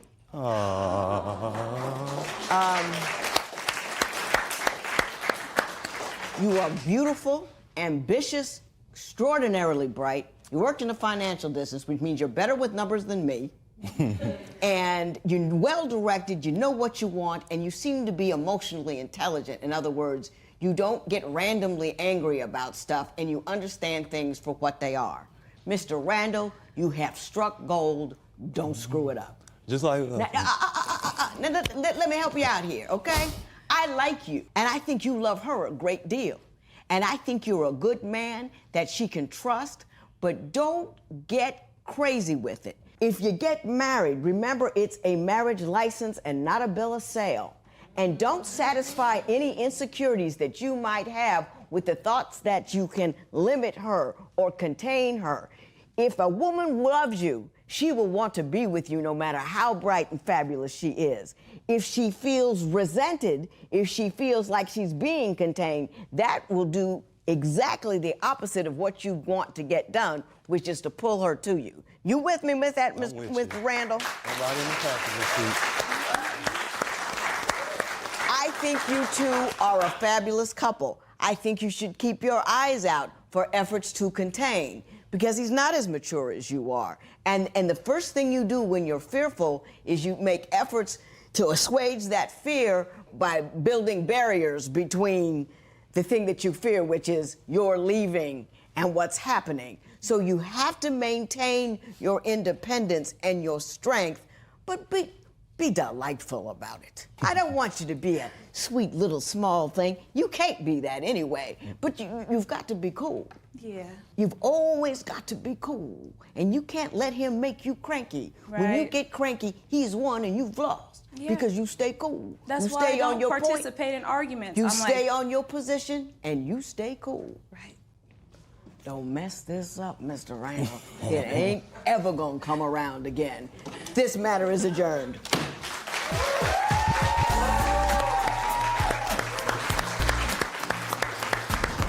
The judge told me I struck gold. I know I did. I feel like a miner found that nice piece of gold.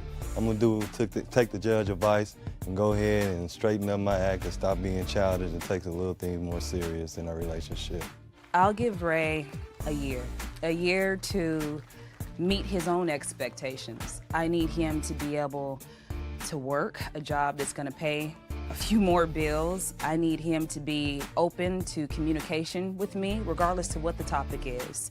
And I need him to be an effective listener, not pull out what he deems important and then move from there. I need to be valued as a person and not as a trophy or an object.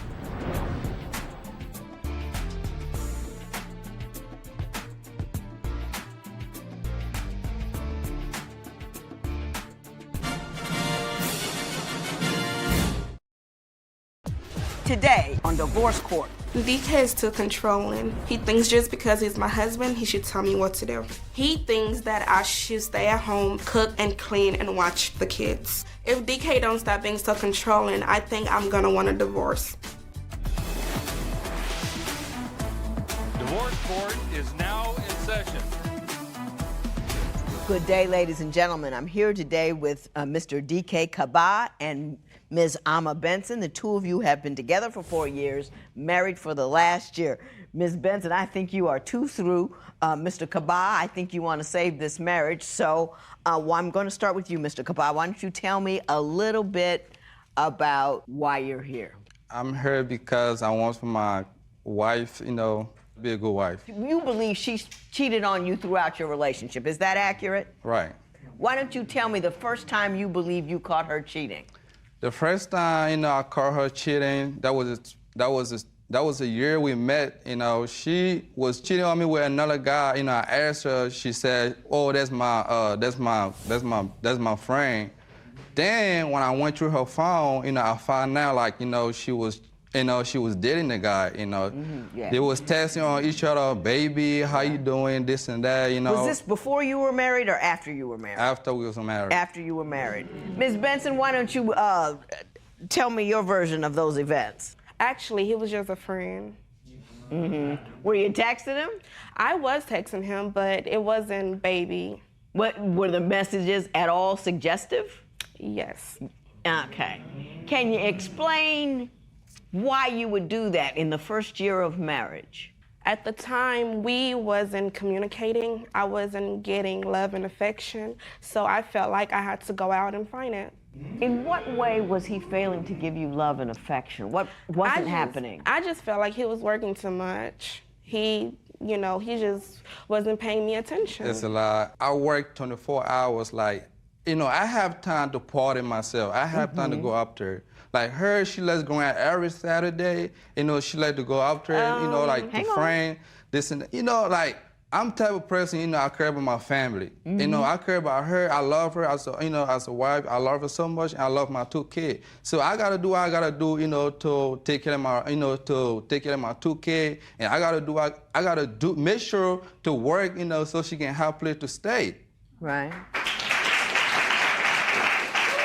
Now, Ms. Benson, do you understand he's working hard in order to support you and the kids? I am, but also I feel like I am working too. I'm at home, I'm cooking, I'm cleaning, and then I got these 2 kids with me, right? So like when he comes home, I feel like I need a break, but when he comes home, he just, come home, go in the shower, then go to sleep, and then like I'm up with like the kids and like, where's my break? No, ma'am. Okay. No, ma'am. No, ma'am. Do you not contribute? I mean, I know you work hard and you come home and you want to relax, but this is a new and different kind of thing, and she's working. Do you help with the kids? I do help with the kid when I'm at home. When he feels like it. When I come for work, sometimes I'll be like, oh, baby, the clothes is dirty. Can you go do the laundry? She gonna be sleeping all day until when I come for work. I gotta go do that laundry, and when I do the laundry, I was like, baby, can you pack the clothes? She gonna be sleeping, and the clothes gonna be in the plastic for 2 days. Again, I do have 2 kids with me. I do have to change their diapers. Listen, you did not invent motherhood. I've had 2 children. Did that. Okay. I worked a 60-hour week at a law firm, ran for my judgeship, and had 2 children. Don't mean like you can't get anything done. I don't want to hear all that. Did that and then some. That's just sad. Tell me about what happened when you went to jail. When I went to jail, before I went to jail, she used to work. Right. And one day, she went to work. She was lying to me like she's going to work, but she was not going to work. She was going to go see somebody. I was and going to work. Her schedule, is like 4:30, but she told me that she was going to work for, to 6 to 7 o'clock. I was like, but if you late you cannot be late for 2 hours, then they let you work. She was like, oh, I'm going for overtime. I said, that's not overtime. So we were arguing, she was like, you know what, I'm done with this. She just got in the car and left. So that whole night she didn't come home. I was calling her phone, she didn't pick up. I called her phone like 55 times. I called the police to make the police report like she's not home. I don't know what's going on with her. She turned her phone off. She knew where she was at. Actually, Ms. Benson, what's your version of that event? Actually, I went to work. Yes, I was 2 hours late, but my manager asked me if I could stay longer. After that, me and DK had got into an argument. So I was mad, so I came home and, No. I went to the job. So you came home from work, the job that you were late to in the beginning? I went to the working place. I asked the manager, is Amma Benson on the clock? Is she on schedule? And they told me Amma Benson is not here. DK wasn't home. Excuse me, did you go home early? I did go home early. So you had the nerve to go to work 2 hours late and then leave early? That's a lie, man. You want me to believe that? Okay. That's not true. Try something else. I left work and I went home. DK wasn't home. So, I was already mad at him. So I just got in the car and I left. And yes, I didn't come home till the next day because I went out with my friend. Mr. Kabat, tell me what happened when you went to jail, though. Oh, when I went to jail, she was talking to that guy, One time she was sleeping because she thinks she's so smart. So she had left her phone. I knew her password. She didn't even know. I went to the phone. I see the text message saying, oh, baby, I'm coming over tomorrow. And when she used to, like, when she get up from school, she used to go, to her house. But when I asked her, she was like, "Oh, I'm going to my friend's house." I never went to his house. She used to come home 3 o'clock in the morning. No, I didn't. I have kids. Why would I come home at 3 o'clock in the morning? Well, you had kids when you stayed out all night and left. I only, Judge, okay, I am with the kids 24/7. I only go out on Saturday because that's when I feel like I have a break because that's when he's off. No. She always like, when a friend call, hey, there's a party going on. Can you come over? Oh, she gonna call me. Oh, baby, I gotta go to the party. I was like, which party you going to? Oh, it's the it's the pool party going on. I gotta go over there. First of all, I'm at work. Parties. It's not always parties. Work, we also go to the movies. It's not just parties. So how often do you go out every week, would you say? Okay, I go out every Saturday. Every Saturday? Yes. That's loud, because I am with the kids 6 days. So I feel like that's my break time. No, ma'am. Okay, I got you. If it kills me, I'm gonna find out what happened when you went to jail. He even calls the police on me to see if they've seen me. Did you call the police on her? I did, because for her to be out, like 3 o'clock in the morning, no phone call, it's, I did call the police on her.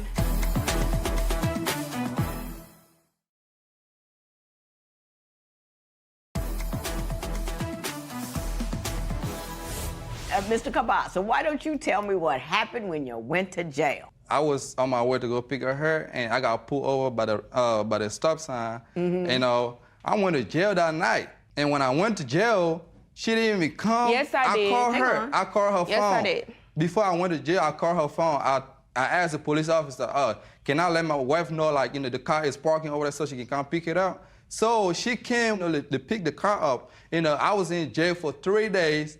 She didn't even come to see me. She didn't even call. She didn't even call. You didn't bail him out?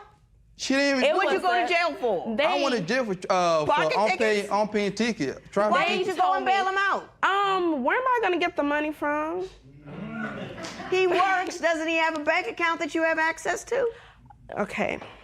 It's not. I do, but also at the time I had used the money on my hair and my clothes. No, ma'am. But no, I mean, no, ma'am. I didn't know he didn't pay his tickets though. But you knew he was in jail. He was in jail he told me that he was gonna sit it out. She was usually busy with the other guy that was, I was not busy with him. I wasn't with him. Okay. We wasn't together. I was just trying to end the relationship. We were sleeping together. We were sleeping in the same room. Mr. Cabal, hang on. Ms. Benson, you say he's very controlling. Why don't you tell me about that? Because we've been talking about you this whole time. He is controlling because he is from West Africa, Liberia. And over there, they tell their women what to do. As in, they just want them to stay at home, cook, clean, and watch the kids and don't work. And that's not me. Did you two talk about this before you got married, about how you were going to live and what each expected of the other? Actually, this really didn't, when we started dating, he wasn't like this, but after we got married, it just got he just feel like I'm his child. No. Well, tell me some things that he does that you find controlling. What's he doing? Okay, first of all, when I go out, he wants me to tell him where I'm going and what time to come home. He actually sets a time limit for me. He wants me to be out for 2 hours and come back home. No, that's not true. Mr. Cabal, does she have a curfew? No, she doesn't. she do. No, ma'am. What do you ask of her? No. Yes. The thing about her. Hang on. The thing about her, when she go out, she don't know when to come home. So you do tell her when to come home? Exactly. So when do you tell her to come home? I tell her, hey, you gotta be home 3 o'clock because you gotta be with the kid. 3 o'clock? 3 o'clock in the morning. p.m. And I only leave on 3 Saturdays. p.m. or a.m.? Don't lie. 3 p.m. He wants me, 3 p.m.? 3 a.m. in the morning. No, that's a lie. He wants me to be home at 9 o'clock. Because and I leave the house, I leave the house at 6 o'clock. He wants me to be home at 9. The party usually starts for 9, and I expect her to be home by 3 o'clock in the morning. That's not true. And when I do go out, DK is like an FBI. He calls my friends. He just knows everybody I talk to. He even calls the police on me to see if they've seen me. That's because crazy. Who does that? Did you call the police on her? I did, because for her to be out, like 3 o'clock in the morning, no phone call, I did call the police on her. I called the police to make the police put what she Now, at. see, you come out here. I was looking for something. You come out here, you talk about, oh, she can come in at 3 o'clock in the morning. But you said in your paperwork, when she goes out, she doesn't know when to come home, which you repeated here. Then you said she should come home around 9 or 10 o'clock. Yes, that's instead of midnight. Come home. I believe that. I don't believe you think she ought to come in at 3 a.m. I think what you said here was true, and you knew it sounded a little off, so you said something else. Also, that's what happened. Do you have problems with the way she dresses? Yes, ma'am. Why don't you tell me what those problems are? Well, sometimes she don't dress like a wife. She dress like a, like a scraper. Okay. So let's take a moment and find out what you think a wife should dress like. How much money do you make a month? Maybe I would say like around $720. $720, but you spend $1,000 a month on your hair. How much sense does that use make? it on makeup, No. I'm busy being indignant over here. Be quiet. How much sense does that make? Not that much, but I mean, I'm a girl. I still need to look good. I'm a girl too.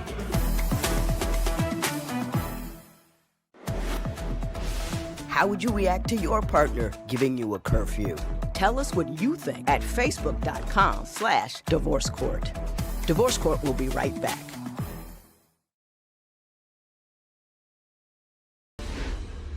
So, Mr. Kabal, you're going to tell me how she should dress versus how she does dress. Like, the dress is all the way down her booty, it don't even go down. I don't expect my wife to go out, looking like that. It's going to be a lot of attention on her. Right. And, I don't like that. So do we have a picture of what she looks like? Well, now that doesn't look. You don't like that That's dress? a dress that he said that, my boobs were out, And I feel like it's a cute dress. I don't think there's nothing wrong with it. Well, it got a little cutout going on, but that's the style. I mean, does that bother you? Yeah. He wants me to look like a grandma. He wants me to wear long sleeve and turtleneck. Well, what do you think about the outfit she's got on right now? That's pretty good. Everything's all covered up, so you're happy. Yeah. Okay. You also say you have a problem with how she spends her money. Tell me about that. She let us spend too much money. She let us spend $1,000. He's cheap. Stop. She spent like $1,000 on her. $1,000 on her hair every month. That is. I gotta pay a bill. The bill, my rent is like $925, and I gotta pay a cell phone bill for $200 and something, and I got all the bills to pay. I got a ticket to pay. And all that, I also do hair. I'm a cosmetologist, so yeah. I mean, so you do have a job. You do work. I do work sometimes. You work out of the home. Yes, from my house. So I mean, it's not every day I'm gonna get clients. How much money do you make a month? Maybe I would say like around $720. $720, but you spend $1,000 a month on your hair. How much sense does that use make? it on makeup, No. I'm busy being indignant over here. Be quiet. How much sense does that make? Not that much, but I mean, I'm a girl. I still need to look good. I'm a girl too. I don't understand all of that. I really don't. I mean, you shouldn't spend more money than a big chunk of your monthly income on your hair. You know what I mean? If you were getting a degree or something, I could work with you. But hair? Okay. Mr. DK ain't so perfect neither. I saw him the last time we was together, and I saw him. He got into a car with a lady, and they drove off. No, ma'am. That's not true. Well, do you suspect that he was cheating? Did something happen? He told me the lady was 40 years old, and she had 7 kids. Ma'am. Did you tell her that she was 40 and had 7 kids? I've been, Because I'm 57 and had 6. To be honest, I'm ready to get insulted. To be honest. What do you mean? She was too old and had too many kids to be attractive? Yeah, I mean, she was, like, the thing about it, I never saw the one. By that time, I didn't have no car. I had my car, it broke down, and I didn't have no work. I didn't have nowhere to go to work, And where we stay, there's no bus. He told me that she was basically Okay, got it. One more topic. Sex. You think you should have sex every day, correct? No, ma'am. You said, and I quote, I want to have sex every day. That's what that says. As my wife, she should give me sex when I want it. But the thing about it, you know, the thing about it, she want to give it to me when she want. But you know, it don't go like that. I think. Well, how does it go? I think it's my body. I should. Because you know, when she need it, I give it to her. Even if I don't want to do it, I give it to her. But if I need it, she gonna be like, oh, I'm tired. Oh, I don't feel good. And on that note. Do you feel obligated to fulfill your partner's requests for sex? Share your opinion on Twitter and Instagram at Divorce Court. Divorce Court will be right back.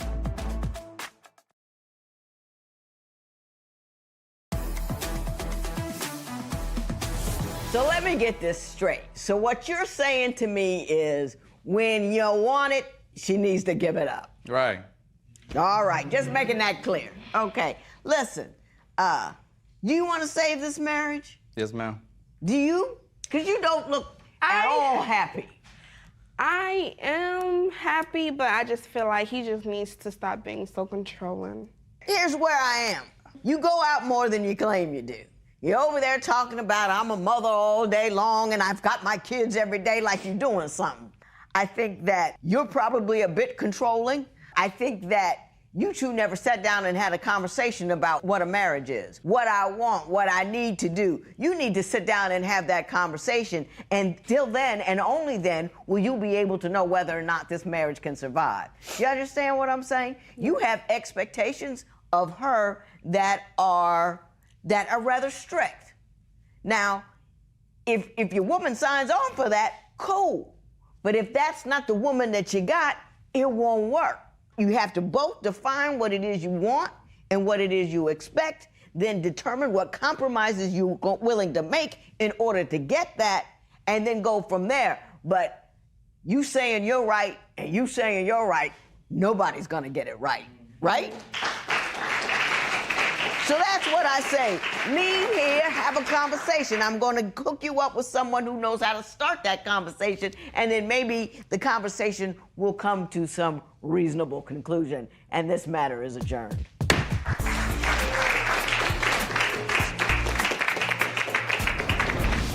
DK has a really strong demand about marriage, but I think I'm willing to work on our marriage because I love him.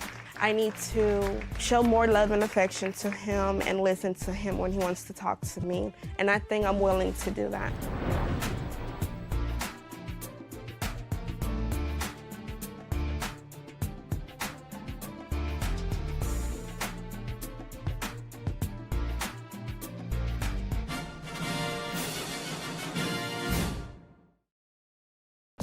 Today on Divorce Court. Anthony shows me a lack of affection in public. I hope it's not because he's embarrassed. I'm definitely more comfortable in my skin than Anthony. I want Anthony to know that I'm very serious because at the end of the day, I'm your ride or die. He needs to wake it up or else I'm out. Divorce Court is now in session. Good day, ladies and gentlemen. I'm here today with Brooks Kelly and Anthony Plumey. The two of you have been together for 6 years. Things are not going well at this juncture, so you've come to see me to help you out. So, Mr. Kelly, I'm going to start with you. Tell me a little bit about your relationship and why you're here today. I'm here to get some help with Anthony. We met on Facebook 6 years ago. We were intimate pretty fast. I felt that, you know, when you say pretty fast, what do you mean? Because this is divorce court. You know, 5 minutes in. I think it was like around 11 minutes. But what was your sense about Anthony when you first met him? What was he like? Seriously shy, not as talkative, nervous. Did you like that about him? Yes, because it's an opposite of me. You know, I'm outgoing. I'm loud. I'm obnoxious. You know, so he definitely is that. The yin to your yang. He definitely is. Mr. Plumey, what did you first think when you first met Mr. Kelly? I thought he was sexy. He had a nice personality. And he's great. Did he scare you a little bit? Because right now, He's not, he's pretty calm and quiet. But from what I read here, I mean, he can come into the room like an explosion. Was he loud and like, woo? Or did you like that about him? I like about him. He's loud, he's talkative, he's not shy. He's a great guy. And he's a great guy. So what seems to be the problem, Mr. Kelly? The problem is that we don't have a good communication barrier. Okay. Our communication is off. Like in front of people, we're amazing, But when in we're front of people, you're amazing. What do you mean? amazing, you look meaning good like as a couple? Yes, like they take us very serious, our friends and family. They definitely look at us towards what they want in their relationships. Right. But when we're at home and we're dealing with just me and him, there's a lot of things that he's not giving me that I feel empty in. Name something he's not giving you. His attention. That you want. Attention. Is he not touchy-feely? He won't hold your hand? Is it he won't have affection in public? No PDA, and you like PDA? I love PDA. I'm all about it. When we're in public, I feel like sometimes he's not as affectionate with me. He's not on the side of me. When we walk in a room, we're a couple. I wanna come like Beyonce, the kind. Like I wanna have that man in my life. And when we walk in a room, people know that we're a couple. Boom, here we Always, are. Everywhere. Well, where is he when you walk in a room? Good question. Well, you said in here that he's walks 6 feet behind you. Is that right? Yeah. Not really? No, it's right. Is that true? No, I'm not comfortable. He's comfortable being gay. I'm not. Because when I first found out I was gay, I only told my mom. Mm-hmm. My mom was okay with it. When my dad found out I was gay, he was upset. He was mad at me. Mm-hmm. We don't talk that much because of it. Right. Because I'm gay. Right. So you understand that he's uncomfortable with being gay and that he's not comfortable with it, out and proud and loud and it's all good and everything, and him not so much, so he has to be brought along a little bit. I hear you, but that's just an excuse. We've been together for 6 years. Get over it already. Exactly. I haven't met his dad, so that person hasn't affected me in our life other than all the family and friends that we have now. Mm-hmm. And they all love him. In my family, I made sure that when I took him serious, they all knew how serious he was. Mm-hmm. He's my ride or die, everything, forever. And, I want to marry him someday. But it's just sometimes I do get hurt, when, because at the beginning I was on drugs. I was homeless. My mom had just passed away, so I was going through a lot of stuff. And when he came into my life, he definitely was that yin to my yang, He pulled me out of drugs. I no longer do drugs. I've been 5.5 years clean. And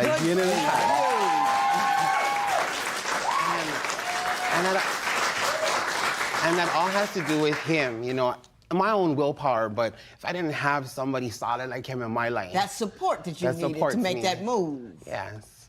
And, we have a good life now. I just feel sometimes that he's not being serious with us. Why do you think he's not being serious? I'm all in. I'm ready. Tell me about the last huge argument you had. We were out with our family and cousins and all dressed up beautifully and ready to do this. One of my cousins, who I'm not gonna say her name, but he treated her as if he was his girlfriend, as if he was straight, as if he was ready to have kids, and all. Holding her purse, pushing out chairs. He don't push out chairs for me. So, yes, I shouldn't be like that. I know I have him at the end of the day, but to see that being done for somebody else, it bothers, it hurts my heart. It breaks my heart. Were you all boyfriendy with a relative of his and kind of over the top with it? He just exaggerated. You were just being a gentleman. Yeah, just being a gentleman. You weren't really worried, were you, Mr. Kelly? I wasn't worried that he was gonna leave me. I'm very confident that he loves me.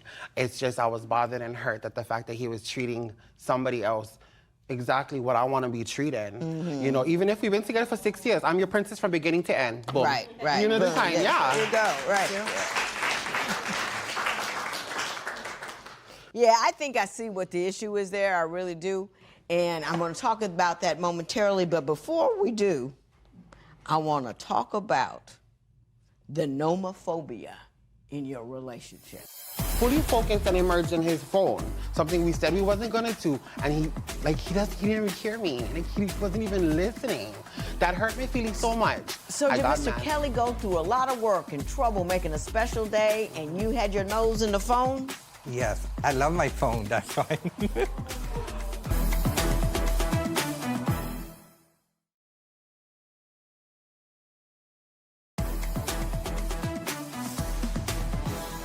Mr. Kelly, you say Mr. Plumey is nomophobic. Now, Joe, do you know what nomophobia is? Do I want to know? It's not as bad as some things you might be thinking of. Okay. Nomophobia is, and this is a real syndrome, the fear of not being near your mobile phone. I had to look it up myself. Same here. 65% of people sleep with or near their phone, and some of y'all might be doing it. And 34% of people have, check this out, answered their phone during sex. Mr. Kelly, you say Mr. Plumey is a nomophobic. Tell me why you believe that. Every day, every other day, every single moment, he's on his phone. When he doesn't have his phone, you should see him bust out in cold sweats and get nervous and be like, where's my charger? Every day is an issue with his phone. He has to have his phone. Mr. Plumey, are you all wrapped up in the hardware?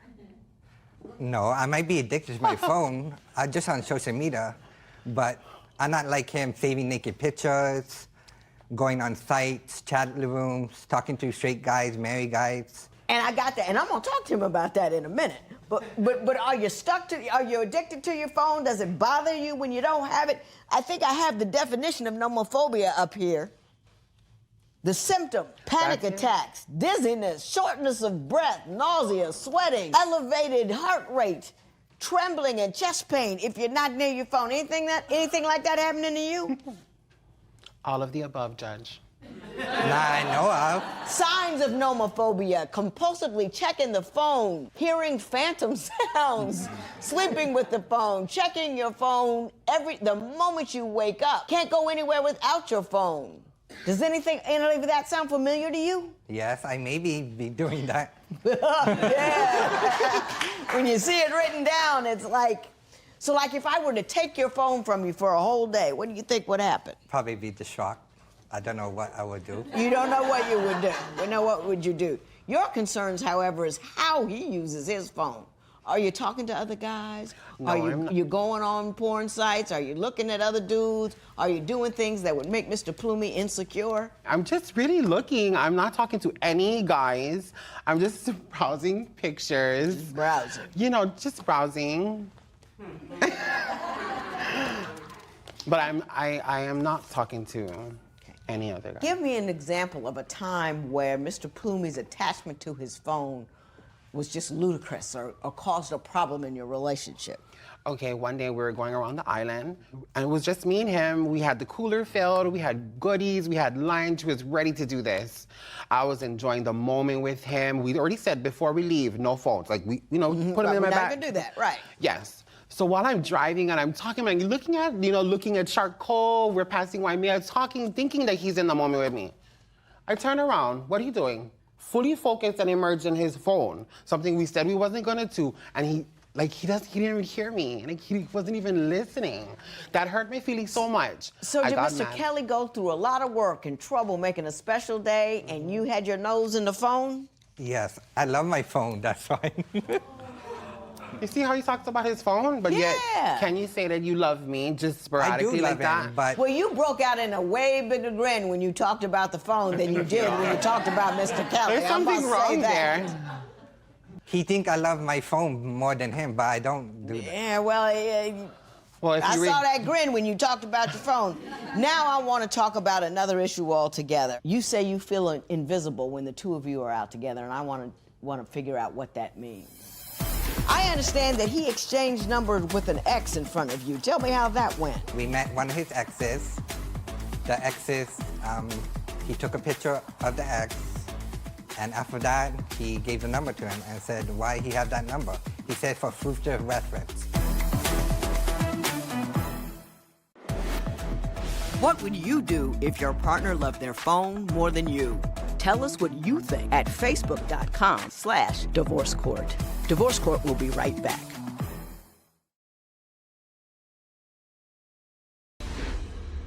You say you feel invisible when you guys go out together, especially when you're going partying. You told a story about him putting dollars in guys' G-strings and whatnot. Why don't you tell me what happened that evening?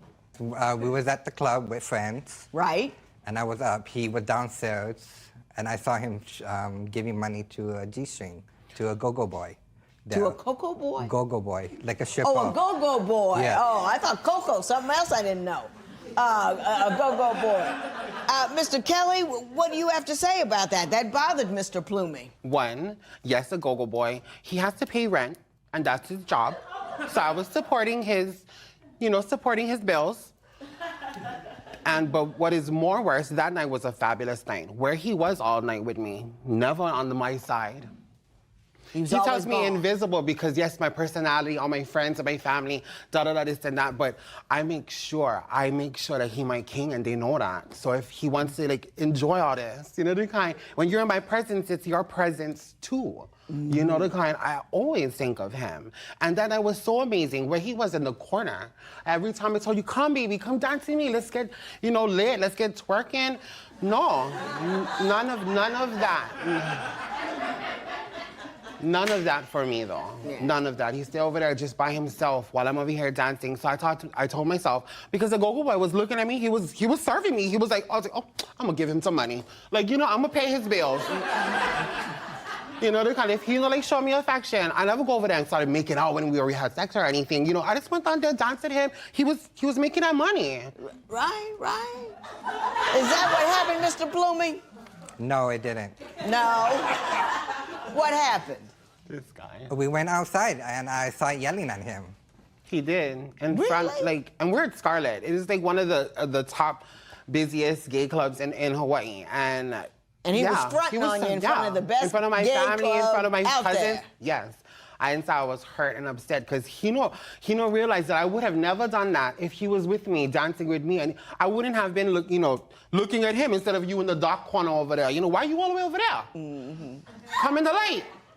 Come in the light with you. I got you. I understand that he exchanged numbers with an ex in front of you. Tell me how that went.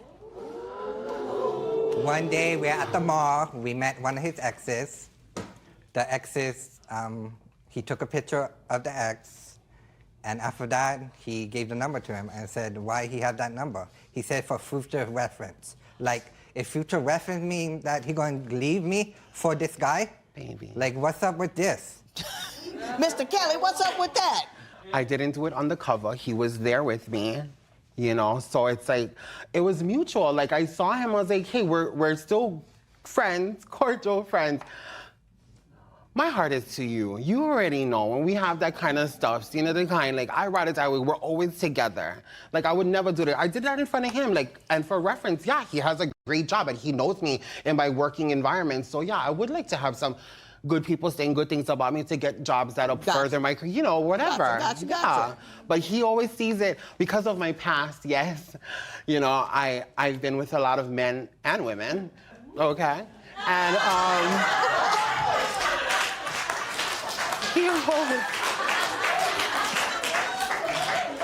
he always gives me strife for that. He always brings it up. It's he always thinks about it because he always thinks I'm gonna do that. Yet every day I prove him through my family and friends and everything that he's the one. I gotcha. I think I know what's going on here, and I'll give you my best advice. How do you have a fun night with a shy partner? Share your opinion on Twitter and Instagram at Divorce Court. Divorce Court will be right back.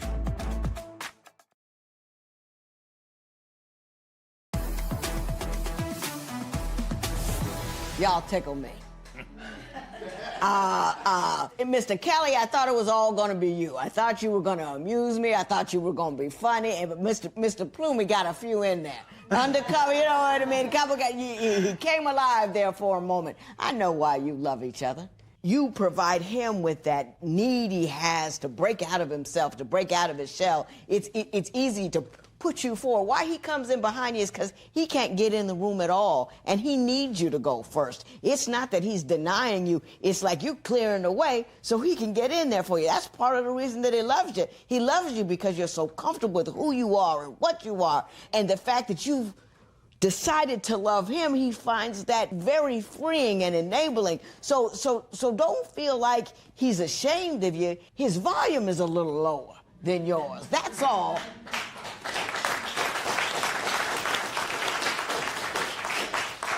And Mr. Plumey, he loves you because you're who you are, but don't let him step too far out in front of you, so you lose him.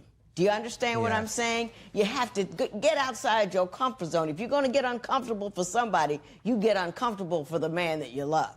So if he's out there, you know, running every once in a while, just screw up your courage and get out there with him and enjoy that larger and more dynamic life that he brings to you. You know what I'm saying? Because he wants you out there having fun with him. And you're going to find, after a time, you're going to start to enjoy it. Because you're a great couple. The yin and the yang, you're loud and proud, and you're quiet and soft, but a wonderful combination. So I wish you both the best. That hair is just beautiful. What? I also beg him for sex. Well, hold up. She was just giving us. We should have talked about that a little while ago. Don't make him beg. It's not cool. This matter is adjourned.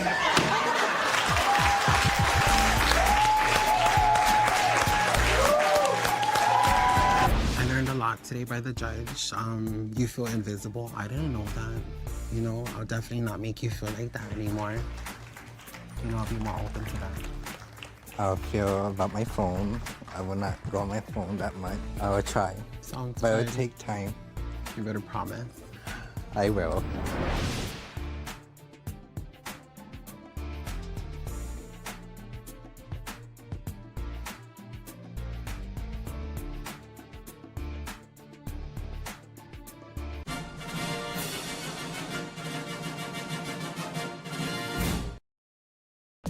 Today on Divorce Court.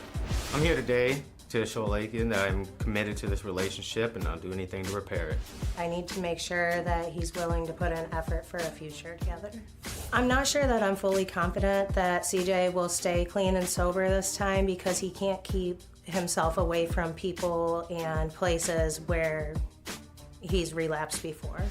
I always have to worry, I have to hide all my valuables, my credit card. I can't go to sleep before him because who knows what's gonna happen or if he'll even be there in the morning.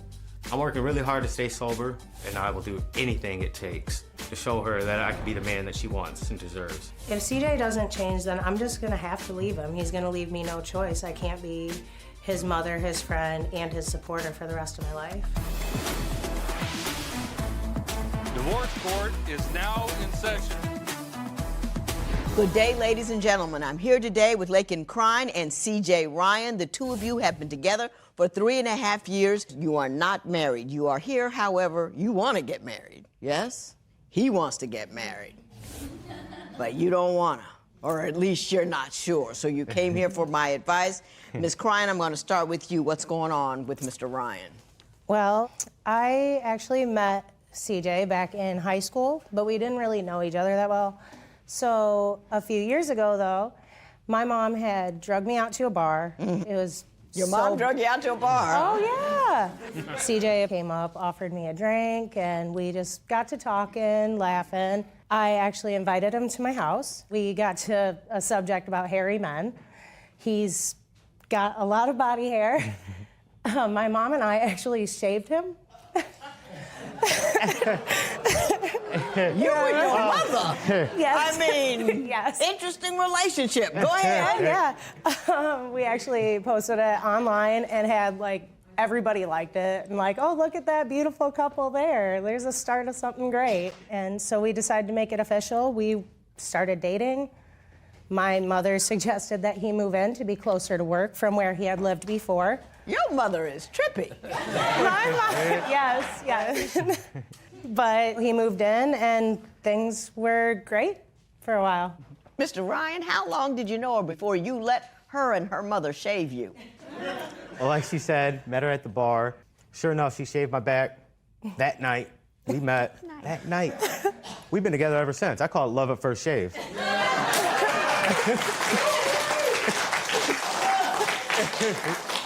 When did it start to go wrong and what happened? A few months in, the job he was working at, he got fired from on an accusation of stealing some money from work. But I knew the people that worked there. I'm gonna let you respond. Go ahead. The people that worked there, though, a lot of them were real shady. So I'm like, you know what? Maybe it wasn't him. Maybe they're just picking on him because of his past, whatever. And you know, we let it go. Well, a few months later, he had stolen from me. So, it was actually all drug related. Did you know he had a drug problem? No, not at the time. I knew that he did cocaine every once in a while.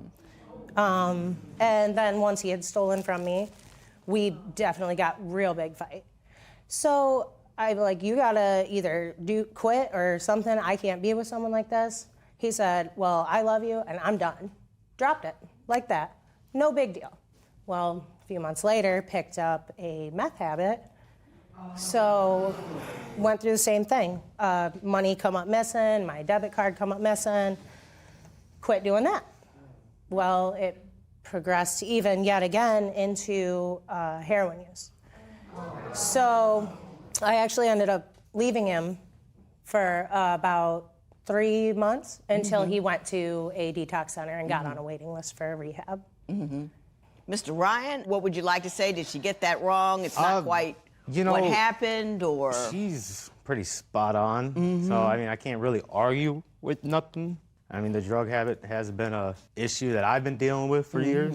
I mean, like 14, 15 years old, started hanging out with the wrong crowd. That's when I started doing cocaine. Okay. And that progressed a little, and by the time I was 18, I did a 5-year sentence for residential burglary. And shortly after I got out of prison was when I started dating her. Now, you seem to have the capacity to quit, which a lot of people don't have the capacity to do. What triggers you to go back to using once you've quit? A lot of it's got to do with the people that I hang with. Got to change your environment. Well, yeah, it changed my environment. And I do good. I stay clean for months on end, and then I go on like what I call benders or binges. When's the last time you went on a bender? 4 or 5 months. 4 or 5 months. So you went on like a weekend thing? Yeah. Longer than that? A one-day thing. A one-day thing? He had lost a job due to failing a drug test, so no longer could work there. His last paycheck had ended up getting blown on drugs all in one day while I was at work. Wow. Instead of helping to pay any bills or anything. Okay. So where are you now with how you feel? I mean, you're feeling pretty level. Will a bad experience set you off, or you really don't know? I feel pretty level. But once I lost my job, it's been more stressful. I mean, for her, you know, down to one income. Right. Because the financial weight has been put completely on her. Are you having trouble getting another job? I haven't. I mean, yeah, we live in a little town. And I've got an extensive background. I got, you know, a couple residential burglaries. Very, very hard to get a job. You get that felony tail on you. That's the kiss of death on an employment thing. So let's talk about, Ms. Crine, what you're doing that may not be so good to help you cope with what he's doing. He did detox, and he got put on a waiting list for rehab. Called once a week, and then just quit calling, said, I'm fine. I can do it. Shortly after, I had found that he had pawned off my grandpa's wedding band, which I had given to him as a promise ring. Did you do that, Mr. Ryan?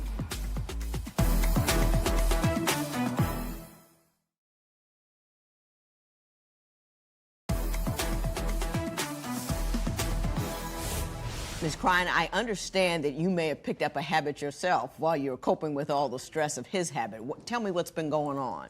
Well, it was actually last summer that was more when I picked up my bad coping skill, which was drinking. But when that happened was actually shortly after I had found that he had pawned off my grandpa's wedding band, which I had given to him as a promise ring. Okay. Did you do that, Mr. Ryan? I did do that. I did do that. Let's start here. Okay. What happened when you exchanged the promise ring? What was going on during that circumstance? I had given her a promise ring. It was probably about a year and a half into our relationship, roughly, and she was actually going through medical issues herself, and I wanted to give her something to show her that I am committed to her and want this relationship future, and whether she's sick, healthy, rich, whatever. poor, whatever. And I just wanted her to know I was there for her always and forever. And then later on, she gave me her grandfather's ring as a promise ring to me. And when we were going through a lot of stuff and I was going on another bender, and she found out, and she actually wasn't talking to me, but I still had the ring. That's when I pawned it off. I did pawn it. I pawned it off, and I tried to. That was when I was at work, because I remember messaging you, and you told me, oh, it fell off while I was walking on the canal. Oh, yeah. Well, I know I tried to play it off like I lost it. Right, yeah. I tried to play it off like I lost it. But you can't take, I mean, it was a personal item, but you can't take it personally because addicts do that. It's so personal and to me. Like, my grandpa had passed away when I was younger, and it has his and my grandma's initials and anniversary engraved in it. It's not like just some random. Yeah, I get that, but what I'm telling you is addicts do that. It wasn't. That's what they do. If you're dealing with somebody with an addiction, don't give them anything like that, because he's an addict, and that's what they do. They have no bar below which they won't go if their craving is calling. Right, and at the time, and at the time I had given it to him. It was one of his long-term sober periods. What do you mean by long-term? 6 months minimum. See, 6 months isn't long-term. In our relationship so far, has been. No, but I'm telling you, long-term is not relative in addiction life. You know what I mean? 6 months is not long-term. That's a respite. But it's not.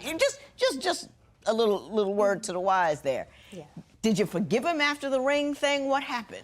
After that is when I had left him. I was done. That was too much. It was just a line that had been crossed too many times that I just couldn't do it anymore. So I left until he did once again the bare minimum.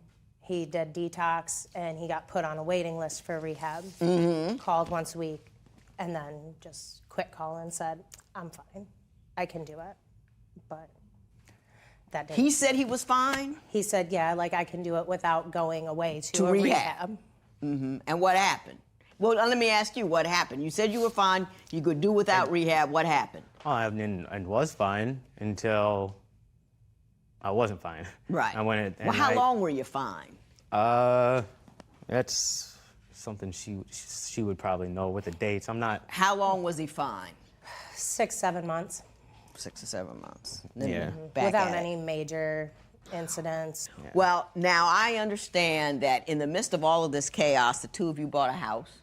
The house was a major fixer-upper because you got it for $5,000. Oh, yeah. And you bought a house for $5,000. She's making that very clear. But I've been putting in work in the house, though. But I want to talk about this house, why you bought it, what's going on, and how it's causing trouble in your relationship.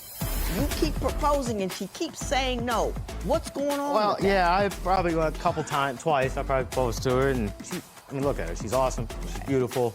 She's too good to me sometimes. All I want from her is a little bit of faith, some trust again, and some time.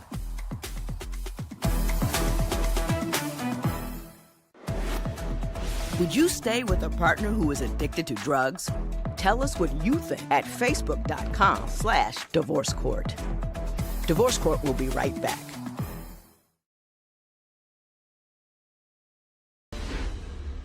Mr. Ryan, you say she nags you all the time about not doing anything in this house.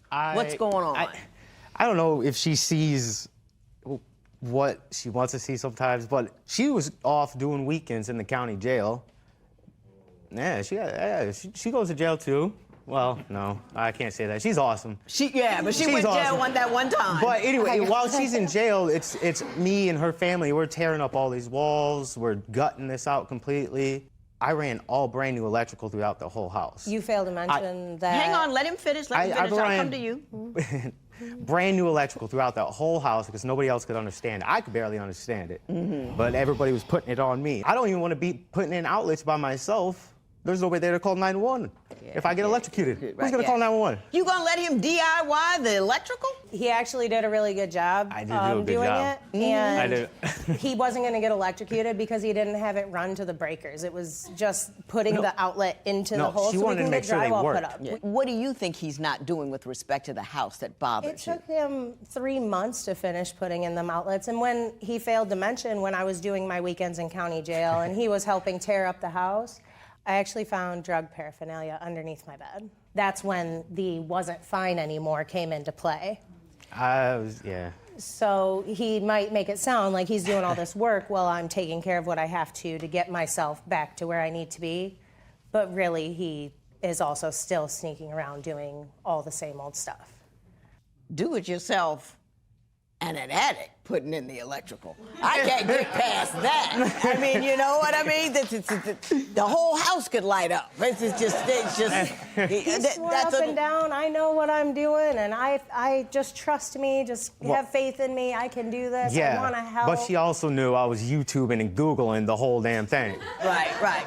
But you put it in and it's working out. It's working fine. House hasn't caught on fire, nothing. No, we're all good. So what I'm going to ask you, when I started this out, I thought she was the one that wanted to get married. She says it's you. You keep proposing and she keeps saying no. What's going on Well, with that? yeah, I probably a couple times, twice, I probably proposed to her, and I mean, I wouldn't call them rejections, I just call them no's for now. No's for now.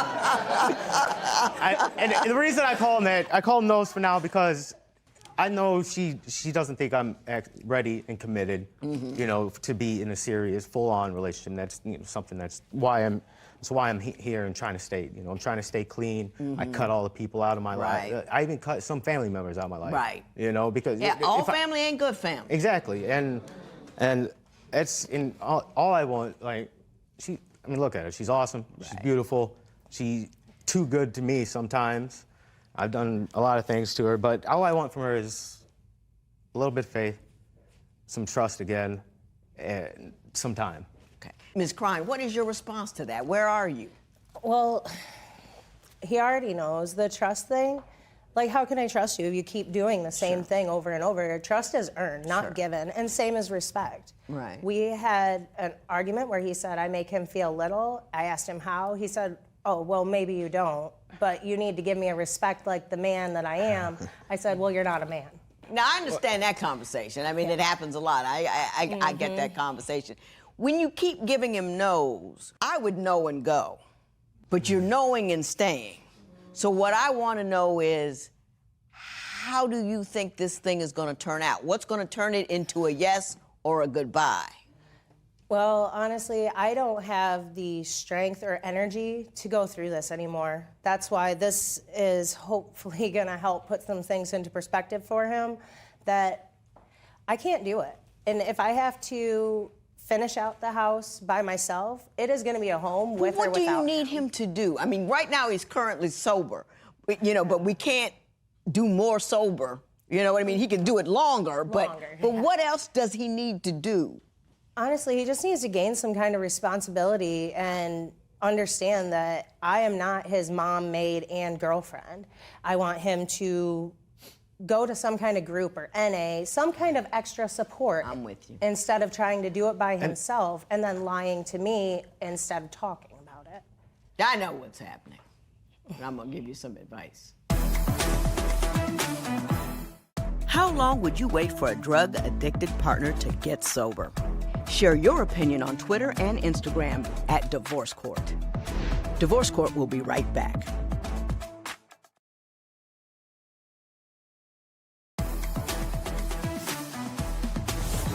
Mr. Ryan, you do what most people do. And what most people do is, I got problem A, and I'm going to deal with it by doing B. And you keep ending up with problem A. You want to do it on your own because you have the capacity to stop for a little while. Right. There's an underlying, ongoing issue that you have. that allows you to go back every 6 months. But you need to allow somebody, either go into rehab, allow somebody to do a long-term rehab in your head so you can stay on it long-term, because the fact that you can quit and go 6 months but can't stay off of it means what you're doing ain't working. You with me? Yeah, I hear you. So you can't defend your actions by continuing to do actions that don't work. Having said that, if you want this woman, you have to prove it. And she doesn't want to take you on as a DIY project of her own. What she wants is a guy who brings something to the table. If I were you, I had that history and that background, that house would be looking at every day, 12, 16 hours. I would be like, I can't lose this woman because I can't get a job. I've got a felony record. I'm an addict. I've stolen from her. I got to prove, I got to prove, I got to prove. That's what I would do. I hear you. Yeah. You can't say, how little can I do and keep her? You got to say, how much do I have to do to be worthy of her? That's the question you need to ask yourself. And if you can answer that question, then that's the question that'll get your question a yes and not a no for now. You got me? I got you. Good luck. This matters a That's so pretty. In order for me to marry CJ, he has to prove to me that he actually has the strength to be a real man that has responsibilities and can quit doing drugs and get real help instead of just trying to wing it. It's hard being clean, it's hard staying sober, but you know what? That woman is the most amazing person, and she does everything to make sure that I'm taken care of, and I need to do the same for her.